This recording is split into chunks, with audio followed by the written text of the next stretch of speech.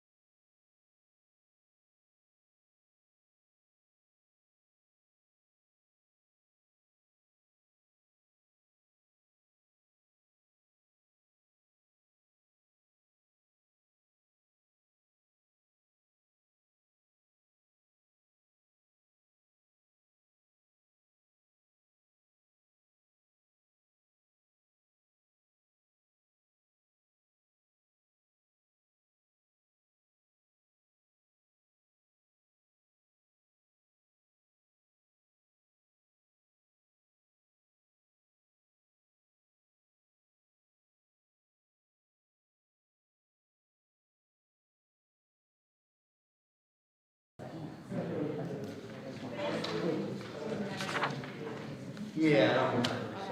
That's not Sharon. Did you really? It's just like, oh,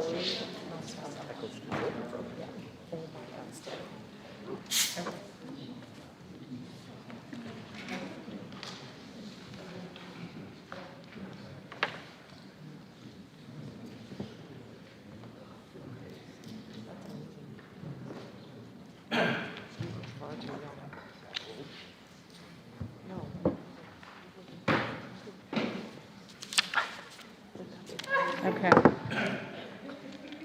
Ready? Okay. Okay, that's right. Okay, at this time, I'd like to ask everyone to please stand for the Pledge of Allegiance. I pledge allegiance to the flag of the United States of America, to the republic for which it stands, one nation, under God, indivisible, with liberty and justice for all. Thank you. At this time, I would like to officially open the special organizational meeting for the Seymour Board of Education. I'd like to call the meeting officially to order. At this time, I would like to move to open nominations for a temporary chairperson at this time for a motion for consideration. Is there a motion? I'd like to nominate Ed Stramello as temporary chairperson. Is there a second? All in favor? Aye. And opposed? Thank you. Please. Okay. All right. I will ask for nominations for chairperson. Mr. Chairman, Yes, Mr. Garofalo. I nominate Ed Stramello for chairperson. I second. There's no need, if I remember correctly, there's no need for seconds for a nomination. That's correct. Thank you anyway, Mr. Bowman. Okay, is there any other nominations? Mr. Chairperson, I'd like to nominate Chris Champagne for chairperson. Okay. Are there any other nominations? Are there any other nominations? I'll ask a third time. Close nominations. Move the nominations be closed. Okay. Second to that motion? Seconded by Mrs. Bowman. All those in favor of closing nominations? Could I just ask a point of order question? What does Sure. that mean, nominations closed? Does it mean that obviously we're not going to nominate anyone else, or does it also mean that discussion on nominees is closed? Nominations closed means There be no further nominations, that we now move To to discussion, the, we desire. Yes or no discussion. It's moved to a vote. no? That's not the case. We can absolutely discuss if we want to discuss. We discussed last year quite extensively, actually.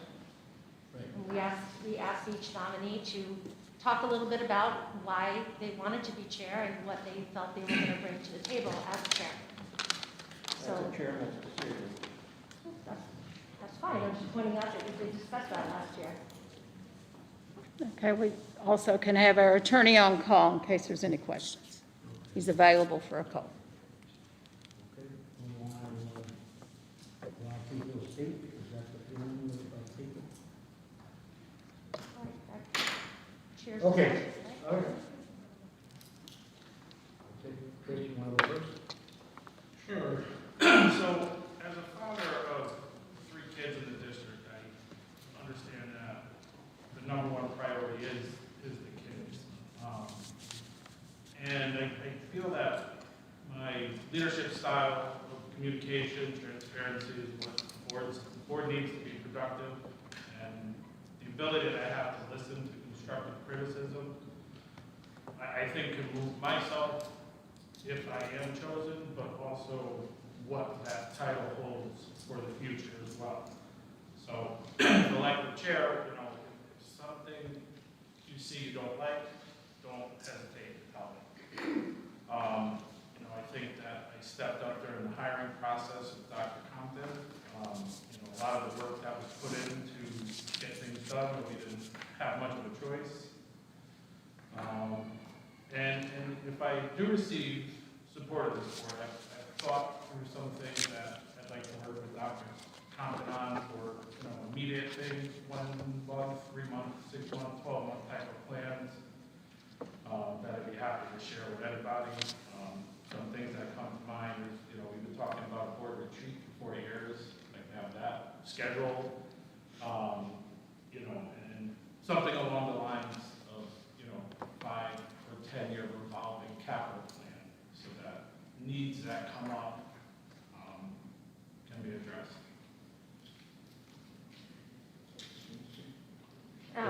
Question through the chair. Thank you. I appreciate that you shared that. And I do think that you were very helpful and stepped up during the interviewing process, although I think we also went off protocol quite a bit, which may not have been helpful. So I have a question for you in terms of how you handle any conflicts of interest, given that you are married to a teacher in our district, which would be a very unusual situation that has not occurred in many, many years. So this was something that was asked of me already. I don't vote on the collective bargaining agreement. Grievances, obviously. Obviously what? What do you mean? Obviously, I would not participate in, especially within the school she works in. But other than that, I don't see. Yeah. So I guess for me, if I could, that presents a challenge for me as a board member, because collective bargaining agreements and grievances are part of the hardest job of a board member, and in particular, the board chair. So it does concern me that a whole section of board chair responsibilities would be off the table if you were to be chair. And I think it's only fair that that kind of gets put out there in the open. And the other thing is that, you mentioned you'd like to work with Dr. Compton to put together plans. Well, it should be the board working together with Dr. Compton. So it's not as though we want you to share your ideas that you've come up with Dr. Compton. We want to collaborate with you before you go to Dr. Compton. So that to me, I think, is something we can work out, because I hear what you're saying, that you would listen to what we as a board want, but I'm kind of stuck on the conflict of interest and the degree to which you would have to recuse yourself from certain activities that we rely on our board chair to follow through on.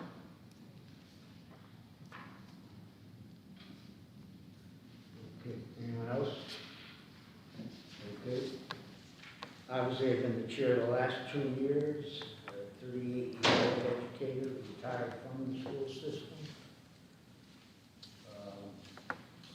I felt I've done they do a fine job as the chair. Got us through a very tenuous situation with former superintendent, not getting into particulars. And I've always allowed people to give their choices for committees, which I think is very important. And then chose people for those committees based on their knowledge, experience, and the passion they had for a particular committee, which I think is very important to make the committees effective. And I'm hoping we will continue that, irrespective of who becomes the chairperson. So I think that's an important component of it, to allow us to use our expertise on the committees and not just to pick people for a committee just because we want a certain person on a certain committee. That's all I have to say. Mr. Chairman, Yes. I'm going to rise to make my comments. I'm James Garofalo, member of the board. At the end of this term, I will have completed 16 years on this board. I would like to speak on behalf of Mr. Stramello. My remarks, not his, exclusively mine. When I first came onto the board, Mr. Stramello was administrator at Bungee School. All I could see from his performance was excellence of leadership. His care for the children, his concern for his staff, and his ability to work through difficult situations and make decisions for which he would be solely responsible. After he retired and he elected to run for the board, and he became board chair, Mr. Stramello will well remember that his first term as board chair did not sit very well with me. And I called him and I asked to sit with him and go over things that I felt were not moving us in the right direction. I went to his home, he invited me in, we sat down, and I told him exactly what I felt. And I may not have been most complimentary at that time. But notwithstanding, over the years, I'll fast forward because I don't need to take all the time in the world to make my comments. Fast forwarding, I have seen him grow as a board member, and more important, show leadership and excellence as a board chair. He's already alluded to the fact that he allows people to speak their piece, say what it is they have to say, and then move forward. He has done that, and he has done more than credible service as the chair of this board. Yes, he has perhaps not satisfied the community in every respect or certain individuals in every respect, but that comes with leadership. You can't satisfy people every step along the way, and in everything you do or say, you are going to find your critics. I am no longer a critic of Ed Stramello. I'm a fan of his. And I say simply, he deserves to become the chair of this board for another 2 years. And I hope that there's no politics involved in this, that good decisions will be made because of demonstrated leadership, fairness, and a willingness to go the extra yards. He is available virtually 24/7 to handle the job as a board chair. And he does not lack communication skills. I think he's a little nervous speaking about himself because he can be self-deprecating at times. But Ed is the person for this job. Anyone else? Yes, Mrs. Boone. I think out of fairness, I would just ask that you respond to the same questions asked by Mrs. Connolly, given that you have two family members that work in the district as well. If I could, since you're invoking my question, it's extremely different. Mr. Stramello's income. Mr. Stravello explain it? No, I'm explaining why I asked the question. So if you want Mr. Stramello to answer the same question, my question was, how will you handle conflicts of interest with a spouse in the school system? That does not apply to Mr. Stramello. He does not have a spouse in the school system. But you do have close family, immediate family members. Yes, I have a daughter who's a counselor, and I have a daughter-in-law who's a teacher. And I have historically always abstained from voting on all matters with that. The difference is that Mr. Stramello's Point of income order? and benefits are not linked to that. Yeah. Go Point ahead. of order? Go ahead. Is this a dialogue between board members or No, is this no. question and answer? Okay. Do you want further clarification from me? Yes. Okay, as far as to what? I just wanted you to answer the question. I did. Yes, thank you. Oh, okay. I'm asking if you want more. No, No, okay. All right. If I can make a final comment? There's a big difference between voting on your own household income and benefits and voting on behalf of people that you love. We all vote on behalf of people that we love. There are very many teachers in this district, administrators who I love deeply. And I feel like I can make that separation. It's a very different thing when you're voting on your own household income and benefits. In my mind. Any other comments from any other board members? Mr. Chairman, before the vote is taken, Yes. can you ensure that all members have taken the oath of office and have been duly sworn in? Yes, Mrs. Levy was there today, Mrs. Bruno was there today, Mr. Champagne was there today, and I was there today. And he was sworn in And, this morning. and Mr. Lahunga went this morning, he's late to us, Yes. to town hall. You want me to you can go around and distribute it? Any other questions? If I can make a final comment in discussion of nominees. I would also like to point out that Mr. Stramello has a far greater breadth of experience in all things related to education, and not solely by way of him being an administrator, but by his tenure on this board, having participated in an active fashion on almost every committee, Ed, probably every single one, from curriculum to athletics to finance to policy. I don't think that we have on this board another person who has the depth of experience across all of those different functions of the school board. Any other comments?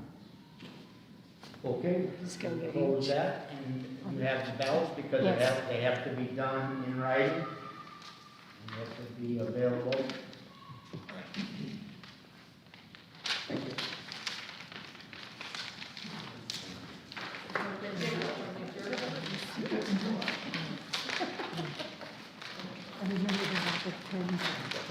That might be me right now, because I do a lot of things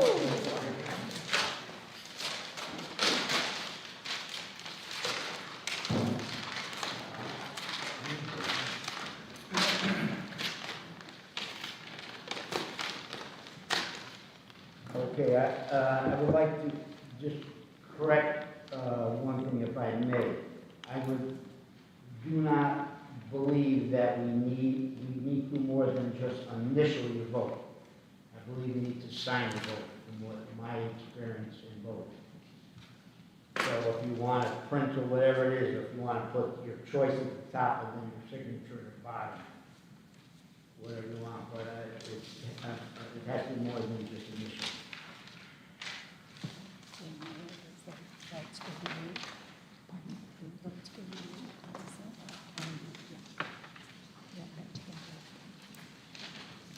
So Leanne will. You pass those out now? You want to pass them down like that? If you want me to You go don't pick have them that. up? Fine, here.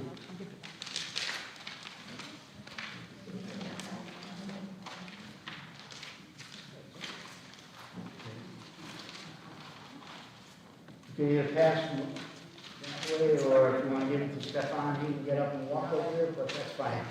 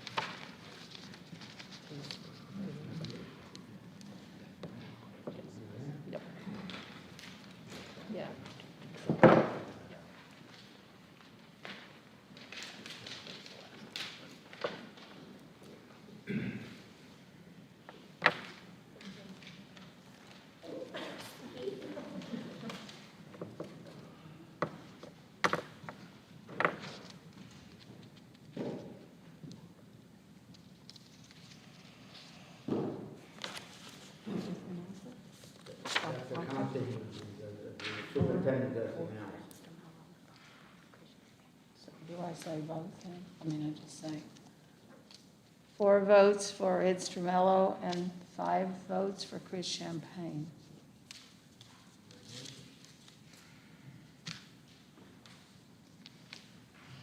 Congratulations.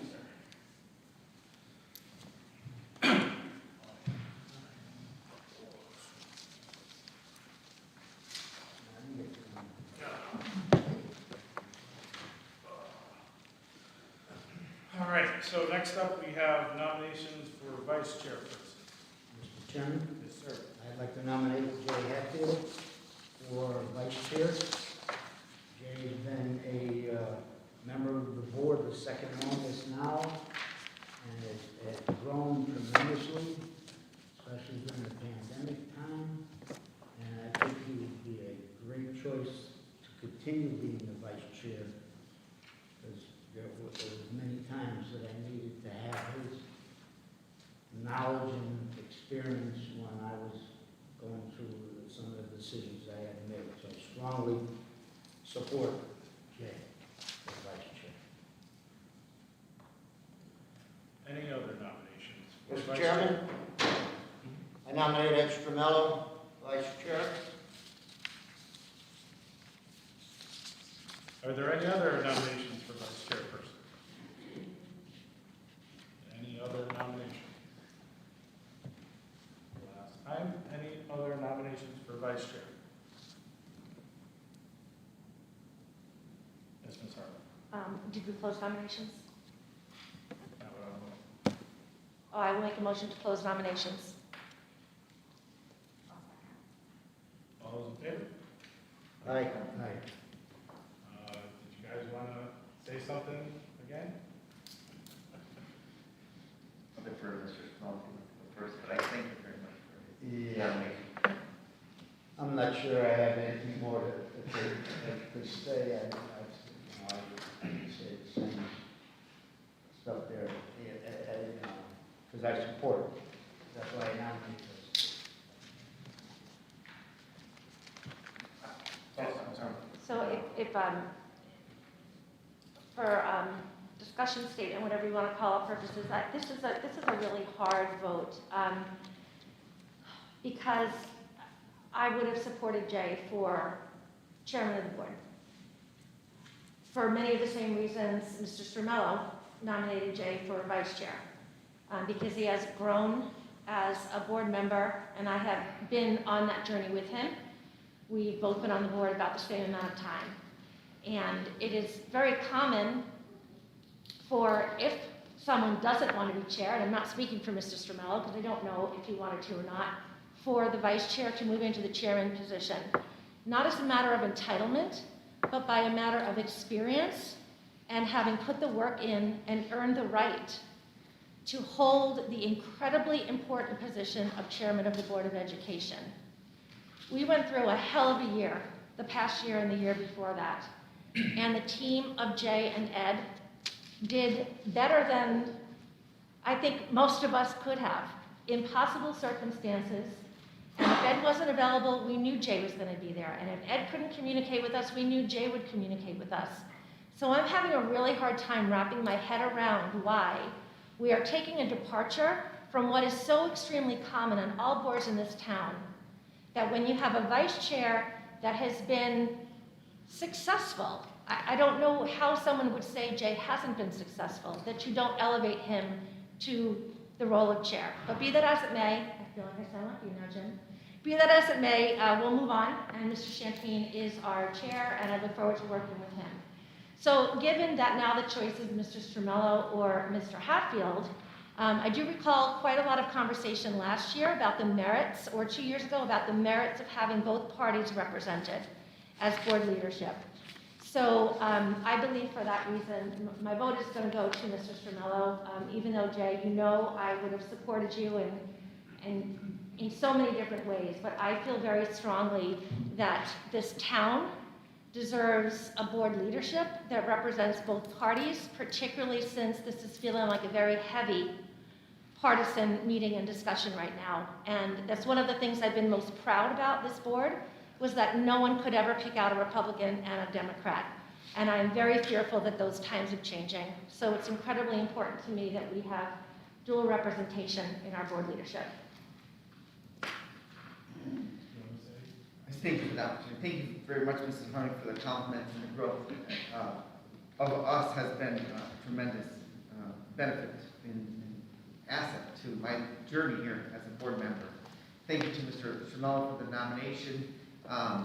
You know, we've had the opportunity for people to speak on Mr. Shermello's behalf, and I haven't yet had the opportunity, but I can't thank him enough for his mentorship and his leadership. You know, over the last 2 years, when we sat here 2 Decembers ago, we never would have imagined that we would have experienced what we did in the last 2 years. And Mr. Shermello has been a tremendous mentor, and we have taken on this journey of the last 2 years side by side. There were some days where we would laugh, and we talked 5 times in a day, just because there was so much going on at one time. You know, I'd say, are you shopping or are you, eating right now? Because we could only take a break a couple of times. But it has been my honor to be the vice chairman of this board, a board that I truly, truly love very, very much, and really is a strong part of who I am and this community. Being I think, and I hate to use this now, but Shannon is my new colleague as a Seymour grad here, and Stefan. Mr. Stan used to be my old colleague, there was a Seymour grad, distinguished Seymour grad here. But it has been my honor to serve as the vice chairman, and I would really appreciate the opportunity to serve for 2 more years, because again, I think the work is not done yet, and I think having Dr. Compton as our leader here, we have the opportunity to be one of the best districts in the state of Connecticut, and if we can continue with the work that we're doing, we can get there. So I would really appreciate the opportunity, and I thank, again, Mr. Shermello, for the opportunity, and it's awkward to be going against him. Any questions for Jay? I would like to make a comment, please. Forgive me if I sound like a broken record. It was not my intention to bore you or to be unduly long in my comments. We have a newly elected chairperson who has been a member of the board, has acquired some experience during his tenure. Jay Hatfield, very capable individual, very capable, has strong opinions, not reluctant to say what has to be said. I respect that. He has my respect, not necessarily always have we seen eye to eye, but that's the nature of being a part of a team. Ed has accessibility. Ed is available, and I'm not committing you to this, 24/7. He has the wherewithal to mentor Chris in those areas Chris feels he would like some experienced advice. Ed can give him that, surely as Ed could have provided leadership as an elected chair. Both men are good choices, notwithstanding, they are good choices. But for me, and this has nothing to do with politics, although, as Kristen alluded to, having a balance of politics on the board, I've always felt we were more apolitical than at any point in time were we political. We get along, we have differences of opinions, etc. But when push comes to shove, when the rubber hits the road, we were able to do what needed to be done for our children here in Seymour. That's why I'm going to vote for Ed. Accessibility, experience, and a willingness to share those experiences and provide, for me, what I consider to be top-notch mentorship.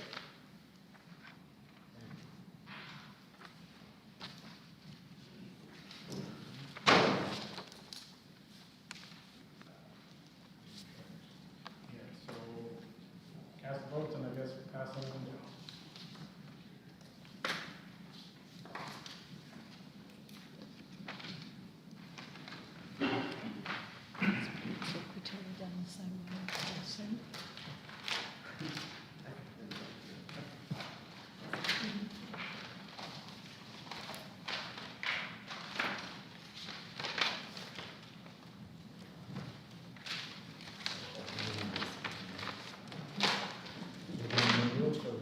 Okay. Well, sticking in.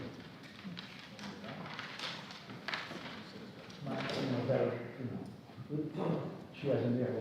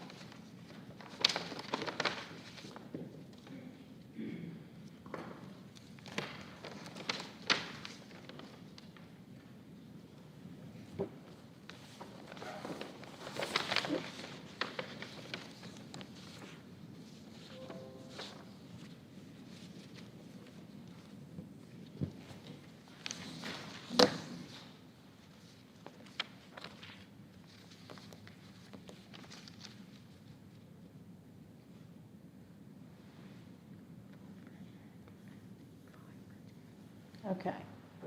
4 for Ed, 5 for Jay.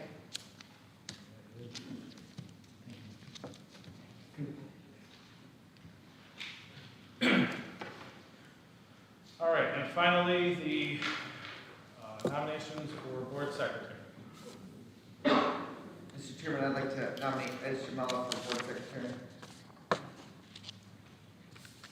Any other nominations for board secretary? Any nominations for board secretary? And lastly, any nominations for board secretary?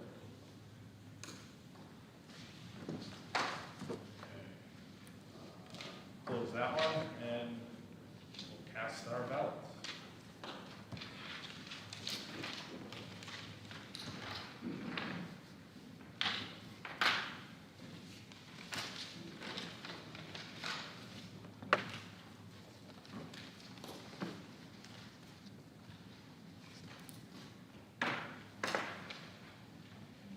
Do you want me to collect, Dr. Compton? Yeah, pass them around. You collect, you don't care.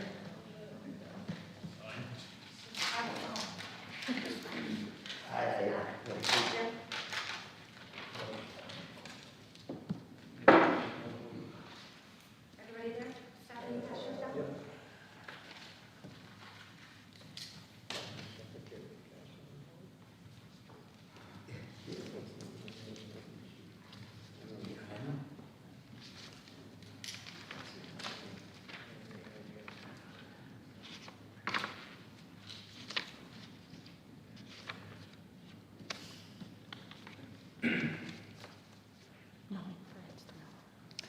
Nine for Mr. Stamello.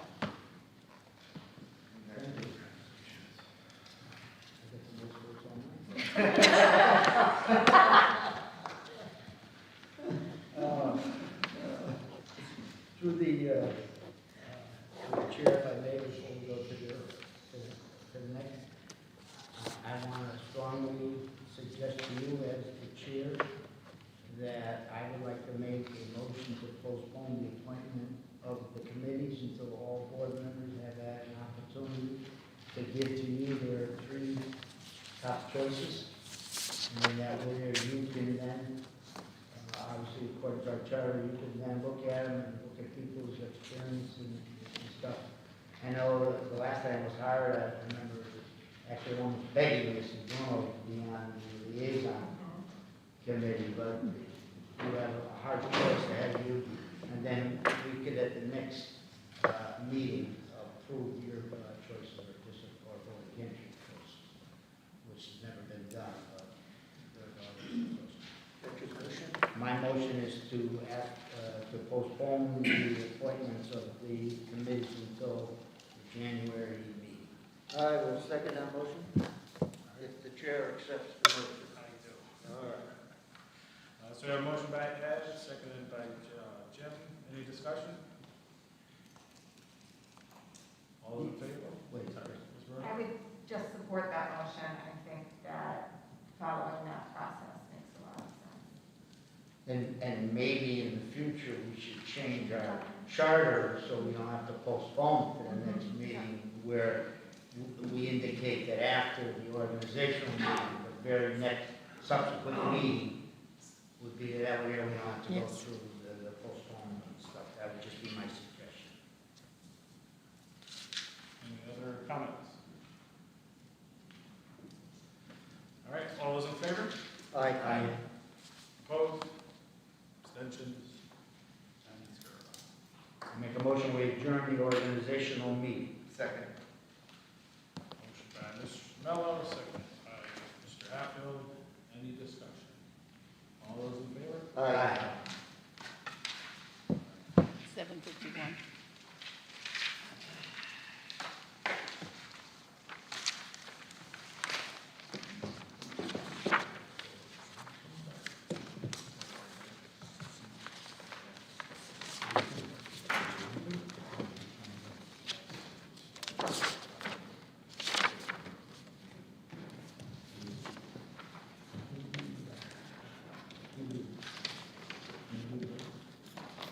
Yeah, that would be great. Yeah, it's good. Oh, It's in the board packet. okay, it is 7:51. We're just gonna take a break and, we're gonna start the regular meeting, 8 o'clock. Yes, absolutely.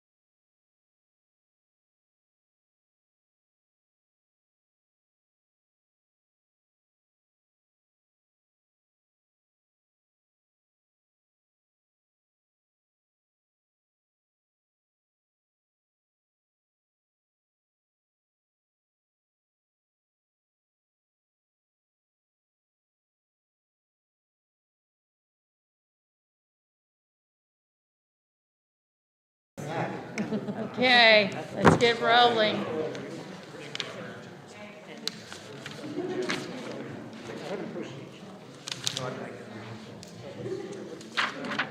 Okay, Ms. Bennett, you're going to be soon. I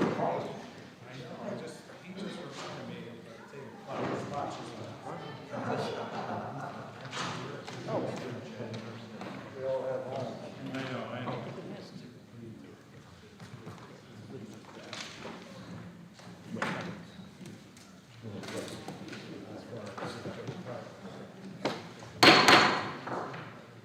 All right, we are going to call the regular board meeting to order at 8:01. Please rise for the pledge. I pledge allegiance Allegiance to the flag of the United States of America and to the republic which stands, one nation, under God, indivisible, with liberty and justice for all. All right, first up on the agenda, we have the student reports. We have Karina Weaver and Tyler Lang. For November, we did a food drive and it was very successful. Food was delivered on 11/19 to the Boston Ministry. And we are going to do another food drive in December, beginning on December 6th and ending on December 17th. That will benefit the Ms. Seymour. Weaver, can you just speak up a little bit? My bad. That will benefit the Seymour and Oxford Food Bank. And we had plans about talking about doing a dance before winter break in December. But unfortunately, I don't think we'll be able to do it. So we're thinking of either doing like a Valentine's Day dance right before President's Day weekend, or a spring fling, like someone spring outside on the field. The Connecticut Association of Student Council sent a year-long service project. We're going to participate in it. In this year project, there's 3 smaller projects. One is making fleece blankets for babies at a local hospital. 2 is appreciation cards for healthcare workers. And the 3rd is friendship bracelets. We're going to have more info with these in the next couple meetings. For sports, we're kind of in between seasons, our fall and winter seasons right now. Our winter season started last Thursday for boys and girls indoor track and field, girls and boys basketball, and boys swimming. And the football team was the last team to end their season, and they finished last week losing to Ansonia in the quarterfinals. Thank you. Do we have any questions for our student representatives? Any questions? Do we know, I forget the timeline as far as for all NBL and or all state? I think all NBL has been chosen already, but I'm not sure about the all state. And I do know that 2 of our swimmers, and one of our swimmers was the swimmer of the meet in the all NBL, right? Yeah, we had our girls swimming team was very, particularly one relay, I believe, was very successful and made it into the state tournament and performed very well. And I believe the list of all NBL football players was released last week, and I believe Sam had some representation on there. To the chair? Okay. Personally me, but I would think other board members, that's another important part for you to share with us, just in case, you know, because I do know the New Haven Register does a bum job, New Haven Register reporter, I hope, does a bum job reporting about the NBL sports, where the Republican, but people do not purchase the newspaper. I'm reminded that by my offspring that I'm old-fashioned, that I still read the newspaper. But for us to know those names, that's nice for us to know which particular students got honors, and not just, you know, athletics, but because we did recognize our merit scholars and stuff like that. But you know, so if you could please include that in your reports, at least I would appreciate it. I can't speak for other board members. And we also plan in January and February to start bringing some of these successful athletic individuals to be recognized by the board as well as the teams. Just phenomenal with the swim team, just success with several of the different athletic groups, and we want to recognize that. With the football going to the quarterfinals, the soccer teams, and so forth. Okay, Anything else for our student reps? As always, it's late. You guys can be dismissed if you wish. Thank you. All right, while they exit, next up on the agenda is the SMS debate team, and I believe Mr.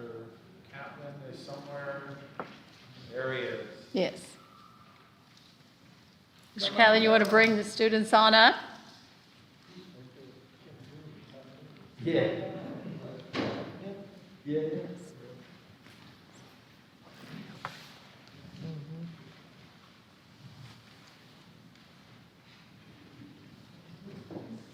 We're extremely proud of this group as well. They participated in the 50th Christmas Annual Parade and with the debate so we're going to let Mr. Catlin, anything you want to say about your team? Harvey? Thank you for the great job. Also, Mrs. Roden and the support with the middle school.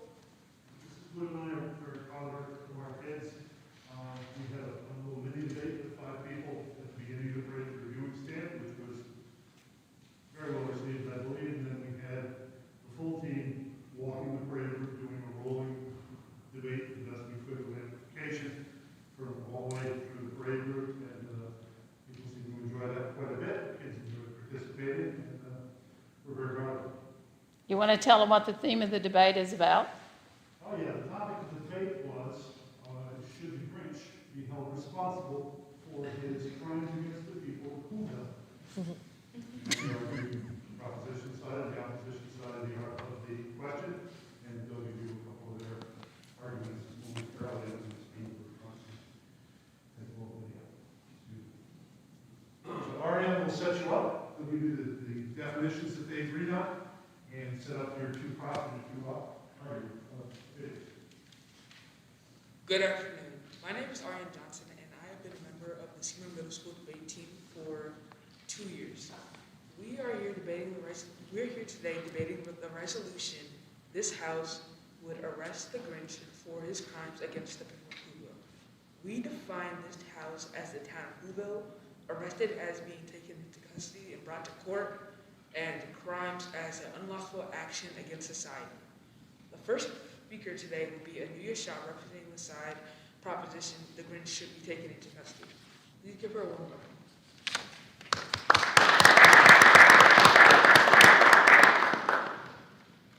Hello, my name is Anuya Shah, and I'm on the proposition side of this debate affirming the resolution. This House states that the Grinch should be arrested for his crimes against the people of Whoville.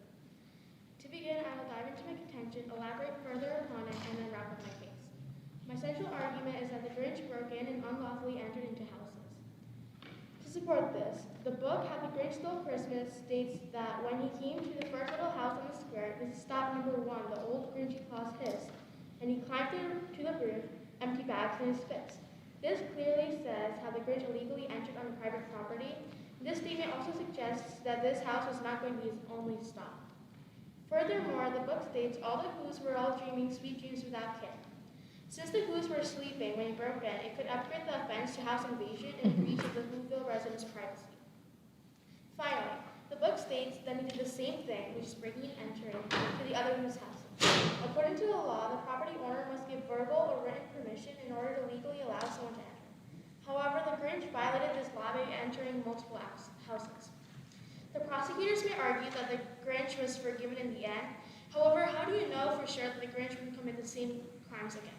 Imagine waking up and feeling violated to an empty house. The Grinch has violated several laws. We cannot let this stand. By arresting the Grinch, we provide justice to all the victims of the crimes he committed. Thank you. Now, from side opposition, Alyssa Bergotti will argue why the Grinch should not be brought into legal custody.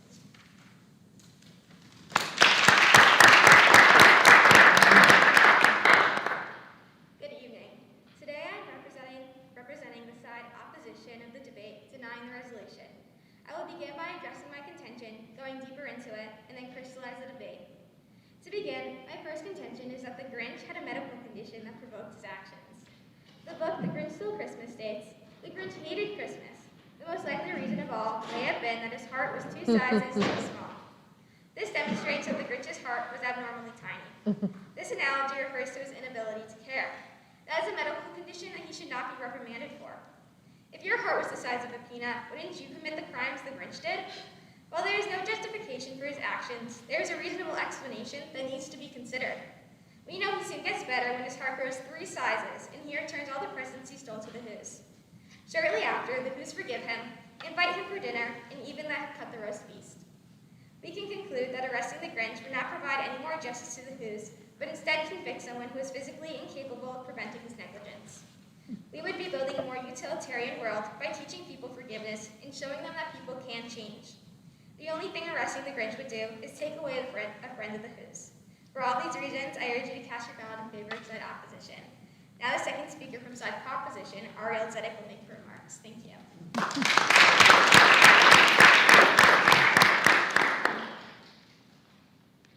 Hello everyone, my name is Ariel Zedek and I'm on the proposition side of today's debate, affirming the resolution, this House will arrest the Grinch for his crimes against humanity. I will begin by diving into my first contention, further elaborating on it, and then wrapping up my case today. My contention is, the Grinch was careless and stole everything from the Who's. In both the movie and the book by Dr. Seuss, we see the Grinch taking everything, from food to Christmas trees, presents, etc. The big impact of this is sad, starving Who's on Christmas Day. Although the opposing side might argue there wasn't an impact because the stuff was returned, there is no sufficient evidence that supports the fact every single thing that was stolen was brought back in perfect condition, or even brought back. During the book and the movie, we see the Grinch with his sleigh hanging over a cliff. This is the perfect opportunity for things to fall and get damaged. Not to mention the fact that the Grinch was so selfish and careless about the other Who's. For instance, in the book, it states, then he went up the chimney, himself that old liar, on the walls he left nothing but hooks and some wires. And one speck of food that was left in the house was a crumb that was even too small for a mouse. And he did the same thing to the other Who houses, leaving crumbs much too small for the other Who houses. This shows how careless he was about the other Who's and how selfish the Grinch truly is. Therefore, we must arrest the Grinch for his crimes against the people of Who. Now Jacob Costello on the opposite side of the debate.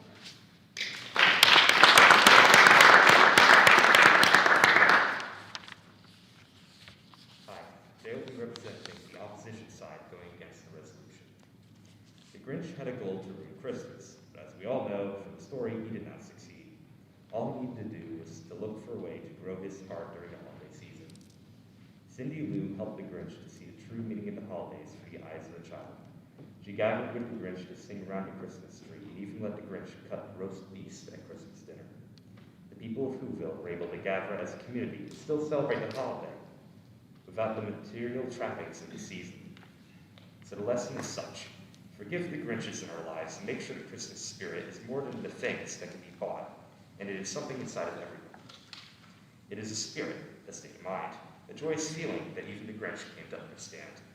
So this year, focus on gifting joy, love, and compassion to your loved ones. Not only at Christmas, but for all of us. It is a time to make the world a better place as the Grinch did in Whoville. Justice will not be brought about to Whoville by arresting the Grinch because the Who's came to forgive him. Very good.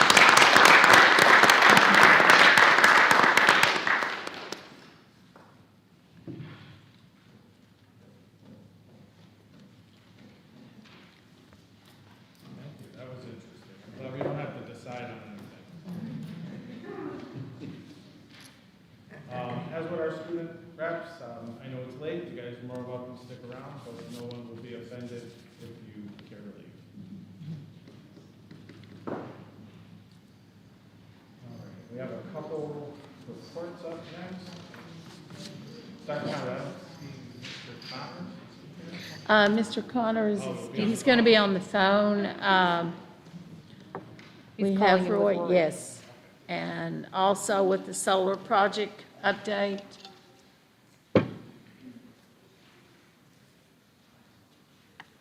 It's due to sickness is why he's not here, okay? Why not? Sorry? He's not feeling well. He said there's sickness. I just came here, sorry. Can everybody hear me? Yes. As loud as I can. Go ahead, Tim. Can everybody hear me now? Yep. Yes. All right. First off, I'll apologize that I'm not there to attend tonight's meeting in person. I've been possibly exposed. I'm just waiting for my results to come back. So sorry again for not being able to be in person tonight. I would like to congratulate Mr. Champagne and Mr. Hatfield and Mr. Thank you. That being said, I've asked Tony Caserta, our town operations manager, Lori Burke, chief of staff, Mayor Wade, first selectman, and Aaron Ariel from TCI to answer any questions you might have. I've asked Aaron to put together a presentation here, and we'll take any questions you might have after the presentation. I'll hand it over to Aaron. Half the people he listed are not here. Half the people he listed are not here.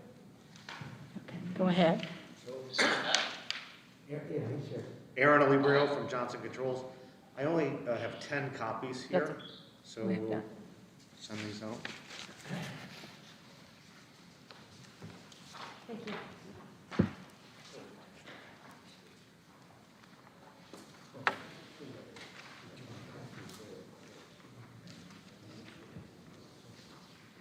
We're just passing out the information.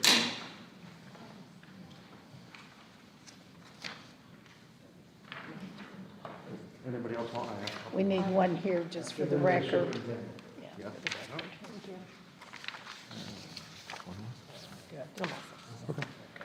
So this is a brief overview of the energy project that we began towards the end of 2018. And we just finished the final a couple of months ago, and we're in the process of closing the project out. So I'll go through this, but I want to preface this by saying that the energy savings, whether they be thermal fuel or electricity, are all guaranteed in this contract. And we have just finished in October the first full year of that performance guarantee. So by the end of December, there'll be a full report with all the engineering calculations with regards to the savings that'll go to your owner's rep, which is a firm called ECG. They will review it, and then the hopes are to come back to this board in February and give a presentation with what the actual results were for that. So I'll go over the project at a very high level. Please, if I do any industry speak that you don't understand, feel free to just jump in, and I'll try to get through this. So on the second page there, you'll see a breakout of the contributions of the energy savings, okay? And so they're made up by the measures, which we call FIMs, or facility improvement measures, and they're quantified by the amount of dollars that they'll save, whether they be BTUs, therms, or kWh electricity. And so you'll see that predominantly this project is using the offsetting of electrification through the large solar arrays that were installed on 3 of the schools. And then there's a balance of different measures, from air handlers to weatherization to new boilers to tightening up the buildings to controls and some water conservation. We go to page 3. It's just a summary of what the M&V activities. M&V stands for measurement and verification. So the guaranteed savings have a measurement and verification protocol that we follow from the Department of Energy. And this outlines the FIMs, which again is the facility improvement measures, which all have a number. They're not in sequence. That's because the project, we developed, say, 40 to 50 FIMs, and then some of them fall out in the project before we get a contract. But the numbers do carry along, so that's why you'll see FIM goes to FIM 15, misses 14, and goes to FIM 20. Okay, that's just a way that we organize it. And so you'll see at the bottom, there's just a high level of different types of measurements: lighting retrofit, energy management, kitchen hood, computer management, solar PV, pool heaters, AHU upgrades, and transformers. If you're looking at the 2 tables, they talk briefly about what option that selection. So there's 4 different options that the Department of Energy outlined. Option A is predominantly what's used, and option B. C is more when we are taking a look at actual utility bill analysis and comparing those. That's similar to what happens with the solar, because the solar is produced on the panels and it goes through a revenue grade meter. It's actually verified and measured by the utility company, and also comes with a subsidy, which is called a ZREC, a zero renewable energy credit. And that's a 15-year contract award that is paid to you guys as the electricity is being produced on an ongoing basis. Turn to the next page, you'll just see some highlight pictures of before and after for some boilers. And in the report, there's documentation for every one of those improvement measures that are being done on the town and the school side.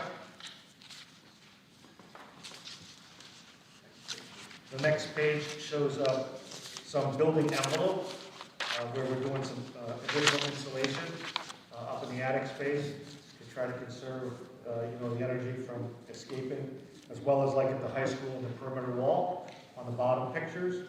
And then you can see the steam trap or the piping, putting on some jackets and some additional insulation on the piping so we don't have any heat losses.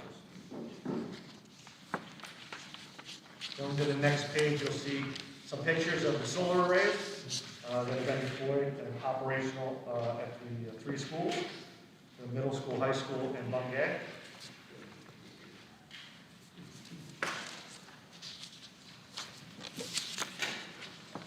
The next page is the projected savings. The timeline follows year 1 through year 2, and it's a bar graph. But if we stay at the top on the left-hand side there, it shows the project at 100% where the savings are coming from.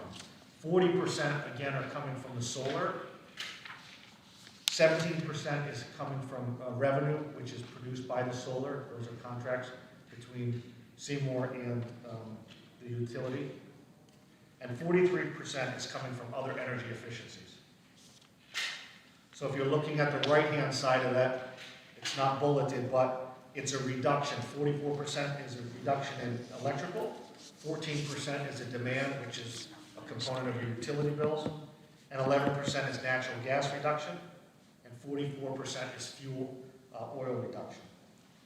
Right in the middle is that, again, is the bar graph with years 1 and 2, representing energy efficiency, solar PV, and ZREX, which were reviewed above.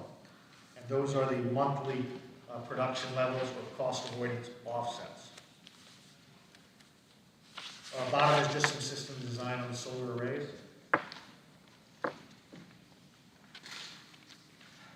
If we go to the next page, it's a little bit of an eyesore, but I'll try to explain what this analysis is doing.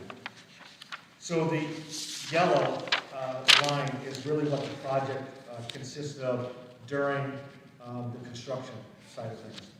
There was 406,000 incentives from the utility that were guaranteed. That's right in the center under column E. And then there's energy and cost avoidance that happens during construction. So as you can imagine, when we're doing 27 different FIMs, that schedule goes through a couple of years worth of work. And we're capturing and measuring some of those savings in the beginning. For instance, the LED lighting conversion and the weatherization were some of the first measures. And so you're getting the benefit of those measures, during that construction period. If you look at column I, you'll see the 429,168. That was the actual utility incentive. So it was a little bit higher than what we guaranteed, and it's just being captured there for a total cost avoidance during construction of a little bit more than $700,000. If we drop down to the second line that's not highlighted in yellow, that represents a timeline of your first year of the guaranteed period of the energy. And that was from November 2020 to the end of October 21. The measure, now the columns, the first three columns, A, B, and C, are what goes into the total guarantee. And so we have 435,000 in column A, a little more than 35,000 in B, a little more than 5,000 in C, and then your ZREC award is about 97,000. That's a total projected project benefits that are guaranteed of $573,000. And what I want to explain is that this is a performance-based guarantee. So we're guaranteeing that those savings are being guaranteed, and then we're leveraging the future savings in a project like this to do the infrastructure improvements that we called out earlier. So the boilers and air handlers, you're using those future savings that are being guaranteed by those cost avoidance. That doesn't mean that your budget gets to be dropped by, $537,000 every year. It means that you keep your budget whole and you get the benefit today of having all those improvements. And it's a preservation of capital, because the only other way to do those would be to pull out of your capital budget, which is more dollars than what you're using. So we say in the industry, it's using operating budget to get your CapEx, to get your capital. That's it. I know that was brief and fast, and there's a ton there, so I'm here to answer any questions. One of the things I did want to mention, a very unique situation happened when we executed this contract. We were given some dates with regards to what the actual roofs were, and we found out that 2 of the roofs needed to be replaced. They were having leak issues. They were more than 15 years old, which means they qualified for state reimbursement. And so at a summary level, I'll say that you had a $9.1 million contract, and then you had about $5 million worth of roofing work that had to be done for us to deploy the solar. So what we did is we took a pause on the project, and we pulled the solar out and the roofing, and we put it through the state's grant reimbursement program. Once we did that, we got about $5.8 million in grant money, so that the net project cost was the same as it was. You just got the additional benefit of 2 brand new roofs. And so it took a little bit of a delay in the project in getting it wrapped up and finished, but I think it was well worth it now that we have two new roofs plus all of the other work that was in the project. Mysteria, I see you mentioned. Just a couple of questions. I'm not familiar with the contract, and I know we've talked a lot about this at the finance committee, so I apologize if I'm repeating some things other board members already know. But the contract itself, so there was 0 out-of-pocket costs for, I'll finish my question there. It was 0 out-of-pocket costs for the Board of Ed for these improvements. There is no out-of-pocket cost for the project. The project, you borrow money, okay? When you say you borrow money, you're saying the Board of Ed borrows. Well, the Board of Ed can't borrow money. That's why I'm asking when you say you borrow money. So in the state of Connecticut, the entity is the municipality that has to borrow money. The way these projects are typically designed in terms of ownership is the benefit that you have in your budget. And so every one of these measures goes down to the building in terms of the amount of savings that are used to guarantee it. And so from a budgetary perspective, you have your budget for every building, and in your line items where it says electricity, you're going to have the same budget that you had last year before the project. Moving forward to this year, you're going to bifurcate those two. It's going to say electricity, it's going to say debt service, because that's the amount that we're guaranteeing for the improvements that you got. And that was a lot too, so Yeah, and who owns the you guys own the equipment. It's all our own. Yeah, it's done through a TELP, which is a tax exempt lease purchase, and that just means that since you guys don't pay taxes, you're able to borrow that money, and the banks are able to lend that money to you at that tax advantage situation. And just clarifying question on your debt service comment, so could you just explain how that's going to show up in the budget again? I don't think that's a question for him. Well, he was, yeah, I was just, So he was trying to explain. Yeah, it. yeah, so a lot of finance folks, show it different way. The debt service is here, the electricity is whole, and so that those are reflected. And then some will put them just under, so they'll have electricity, there'll be electricity building usage, and there'll be electricity cost avoidance. But the total won't change, is what you're saying. The total doesn't have to change, but electric rates go up twice a year. This project has a built-in escalation. And so over the past 30 years in the state of Connecticut, a combination of fuels, so oil and gas and propane and electricity, go up a little north of 4.2% per year. This has an escalation factor of 3%. And one last question, if I may. You have a 44% fuel oil reduction. Yep. Can you explain that? Where that comes from? So specifically, I can just say that there were some fuel switches, okay? And so when we look at oil reduction and it's a fuel switch, we do the cost benefit analysis in terms of the two, and then it's measured. There was also high efficiency equipment put in. So So is it truly a reduction, or is it a different type of fuel that's being used? That's a fuel reduction. Yep. Thank you. I'd like to build on what Mr. Sturiak was saying, because yes, we've asked a lot of questions in our finance committee meeting, but we haven't got a lot of answers. So this is a great first explanation, and very much appreciate it. For me, I'm a lot more curious in unpacking what happened in our budgetary process. And so I want to thank you very much for coming and explaining, and I suspect when we hear more, maybe not at this meeting, but at a future meeting, about actually what happened when we owed the town that money that we weren't aware of, and that's not your thing, right? But I suspect it's going to lead back to the delay that occurred because the roofs need to be replaced. That's just a guess, but I look forward to continuing the conversation and really understanding the finance part between the town and the school board's budget, where things got a little misaligned. So I just want to say thank you for presenting this to us. I had one question. In July of 2021 to like November, we see a dip. And we're assuming that it's going to go back up, correct? This is on slide 7. Is the drop based on the issue with the roofs? Are you asking on 2021? Correct. So from July to August? Yeah, July looked like it was the highest, and then it sort of goes down on the slope. So, looking just too at the graphs associated with those, so the orange is solar PV. And so our peak productions, as you can imagine, are when the sun is up and the highest, the most. There could have been some solar array, maybe at the high school that hadn't been online yet. So the carport may have been the last one to come online. And so as we look in the future, you're still seeing the same drop, but you're probably getting slightly more production. Forecasting that in the future. But we get into June, July, and then August, those are the biggest months.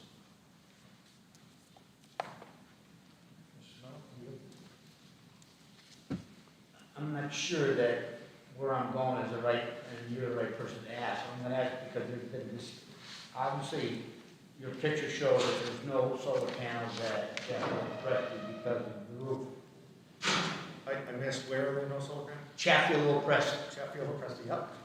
Okay? I'm very well versed in Chatfield and Preston. Okay, my thinking, and then correct me if I'm wrong, that all of these solar panels are on the school building.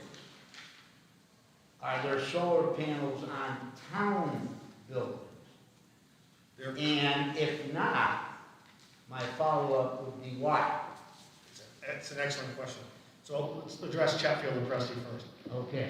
Chatfield and Preston, we have done some pro forma analysis with regards to a ground mount solar array. Okay, and that ground mount solar array could be as large as 2 megawatts. Now the building itself consumes slightly less than a megawatt. It did, but you guys put the geothermal system in, which is used a lot of electrification. So what we had done is we had done an analysis on a ground mount system for 2 megawatts of system capacity to be consumed at the building itself, which would make it a net zero building.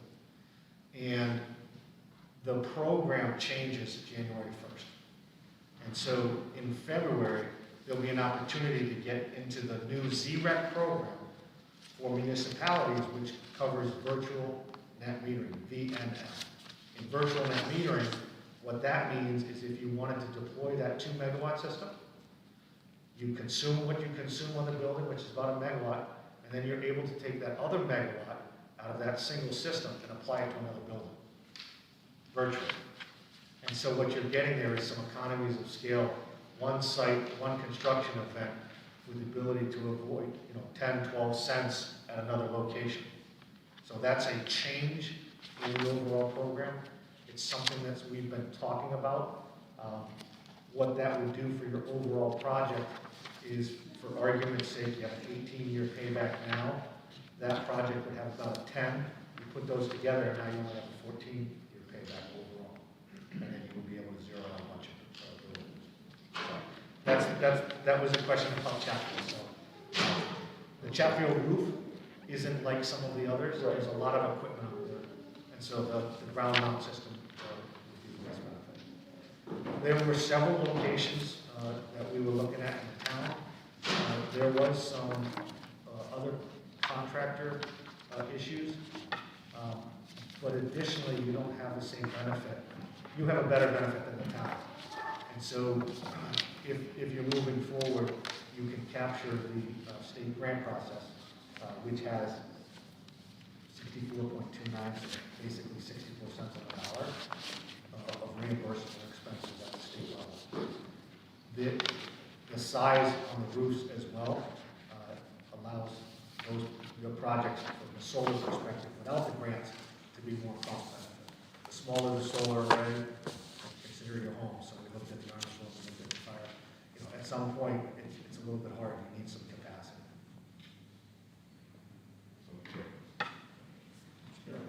I have a couple of questions. Number one, do solar panels degrade over time? Yep. And they would require replacement, correct? There's a 25-year warranty on the panels.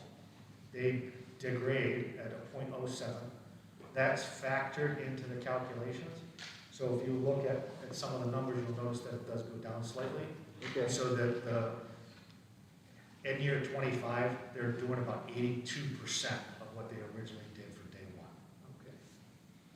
And the next question is, how do you calculate savings using solar panels or a solar array when you can't predict the weather?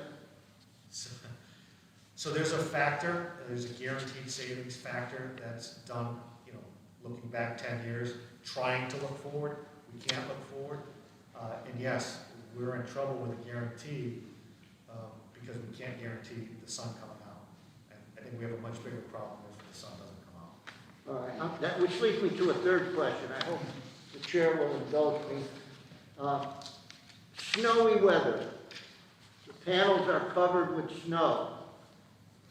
What can they withstand in terms of weight of snow before they either deflect or become damaged or just totally useless? Yeah, it's not the panels so much as it's the roof, and that analysis is done, based upon the 100-year snow load. Can the roofs withstand the additional load of the solar panels and that 100-year roof? And so that analysis was done in the beginning. Panels have been in the snow belt for many, many years, and yes, if we have a heavy snow, and it's the changes in temperatures more because the snow will melt off, they'll stay there. But with drastic changes in temperatures, you can imagine what happens in your own roof, right? You get some of the ice build up, so it does last a little bit longer if we have some of those. But typically, it'll melt over a little bit of time, and it goes away. So a ground array as opposed to a roof installation, a roof array, that would be subject to? No, because your panels are off the ground. Yeah. So there's got to be a vegetation plan, right? So we propose this solar array. There's concrete, there's metal, that it's built on. There's all the cables. It's off the ground. Then there's a vegetation plan. That the sort of vegetation is there from a ground cover perspective to help erosion and runoff. So those panels are up off the ground. I mean, yes, if we do get 5-6 feet of snow, then they'll start to be an issue with regards to the bottom of the panel. But that's not something that is offsetting the amount of production, because most of that production is when we have a high sun, which is not in the winter. Okay. They're still capturing, and they're still capturing and producing electricity even when the sun's not out. Now, there's sensors on there that would tell you that there's a problem in the event of some mechanical issue? Yes, so there's a couple things. In the design, there's a way to do it so that the strings themselves, if a specific panel goes out, it doesn't mean that the entire line goes out. Right. Okay. So those preventative measures are always done, especially when we've got the guarantee associated with it. But there are measures that we do from a distance because we have the abilities to go into the remotely, we can tell whether or not, on this day, based upon the station that we're using, how much sun and how much KWH it should be producing on each day. And so then we're, dispatching somebody to say, hey, we gotta check something out because this array is not producing what it should. And, then you have to do a system check. Thank you. Anyone else? I just have one question, I don't Go know, ahead. Mr. Bucci, if you know this, it's been 2-3 years since we had the initial discussion, and I don't know that any of us have seen a written contract agreement. I don't know if that's something you can send to Dr. Compton. I think a couple of them, oh, that's good. I can send it. No, I can, it's not a problem. It's not a problem. Yeah, not paper, obviously. I don't know, maybe somebody here would want to see that. That might be helpful, especially that. Well, my question kind of similar and follow to my, what I'm hearing from you is that town building is too small for us to add solar panels on them. Is that correct? No, but the subsidy, so the size of the subsidy, so we have to bid in for the ZREC, that's a bid-in process. So we didn't get the bid that would have made it economical to go into the project. And so when you look at a panel that has a 25-year warranty and a project that has 20 years, you have cost avoidance, and that's a scalable issue.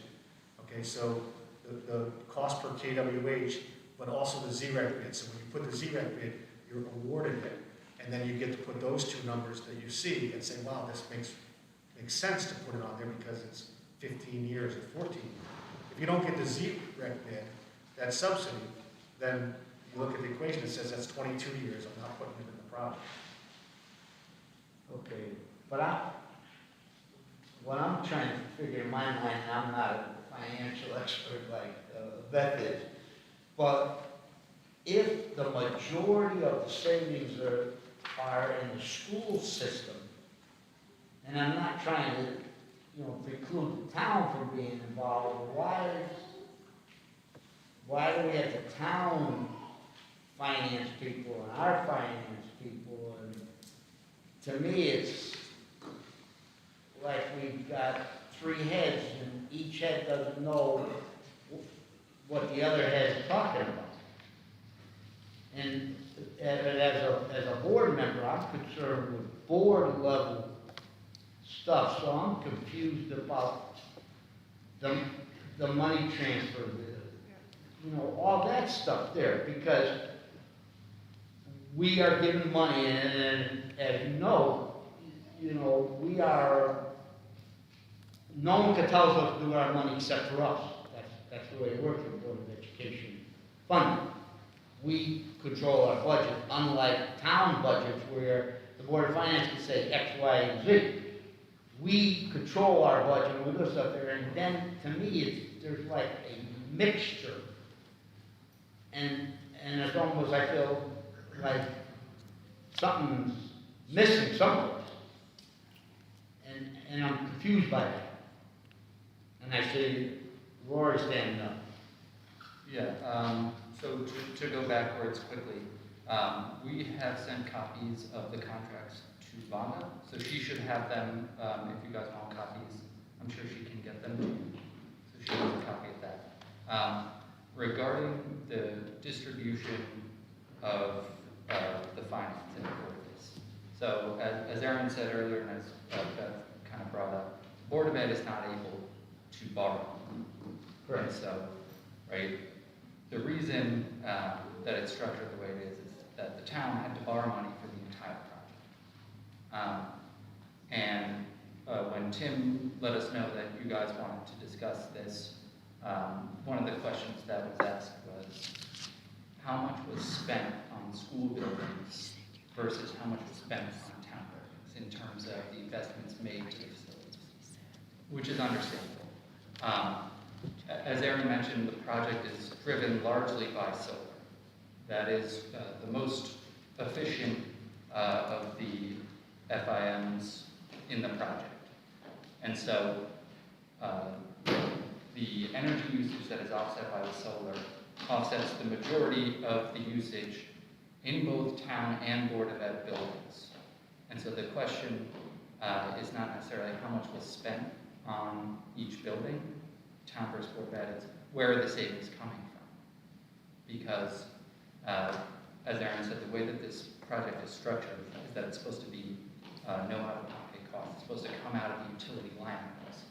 And the utilities are supposed to be budgeted level with a 3% annual escalator. And so the savings that you guys are getting from the solar is the largest part of the project. That's where the majority of the savings reside. And the share between the town and Board of Ed is roughly something like 85-15. The majority of the savings are on the Board of Ed side. And so in terms of why you guys haven't heard, every year we've asked Aaron and his team to sit down with our finance team, and we have invited the school business manager to participate in that in terms of how are we budgeting the upcoming year. So we had that discussion. Sherry was present the past 2 years. We've been speaking with Dr. Compton and Sal about the upcoming budget summit for this year, where we meet with the Board of Ed team. We've had those discussions, so I apologize if that hasn't gotten to you. Was she present for the third year meeting with the budget? The first year. She left in February? I believe she would have been. I believe she would have been. I would have to check, but I believe so.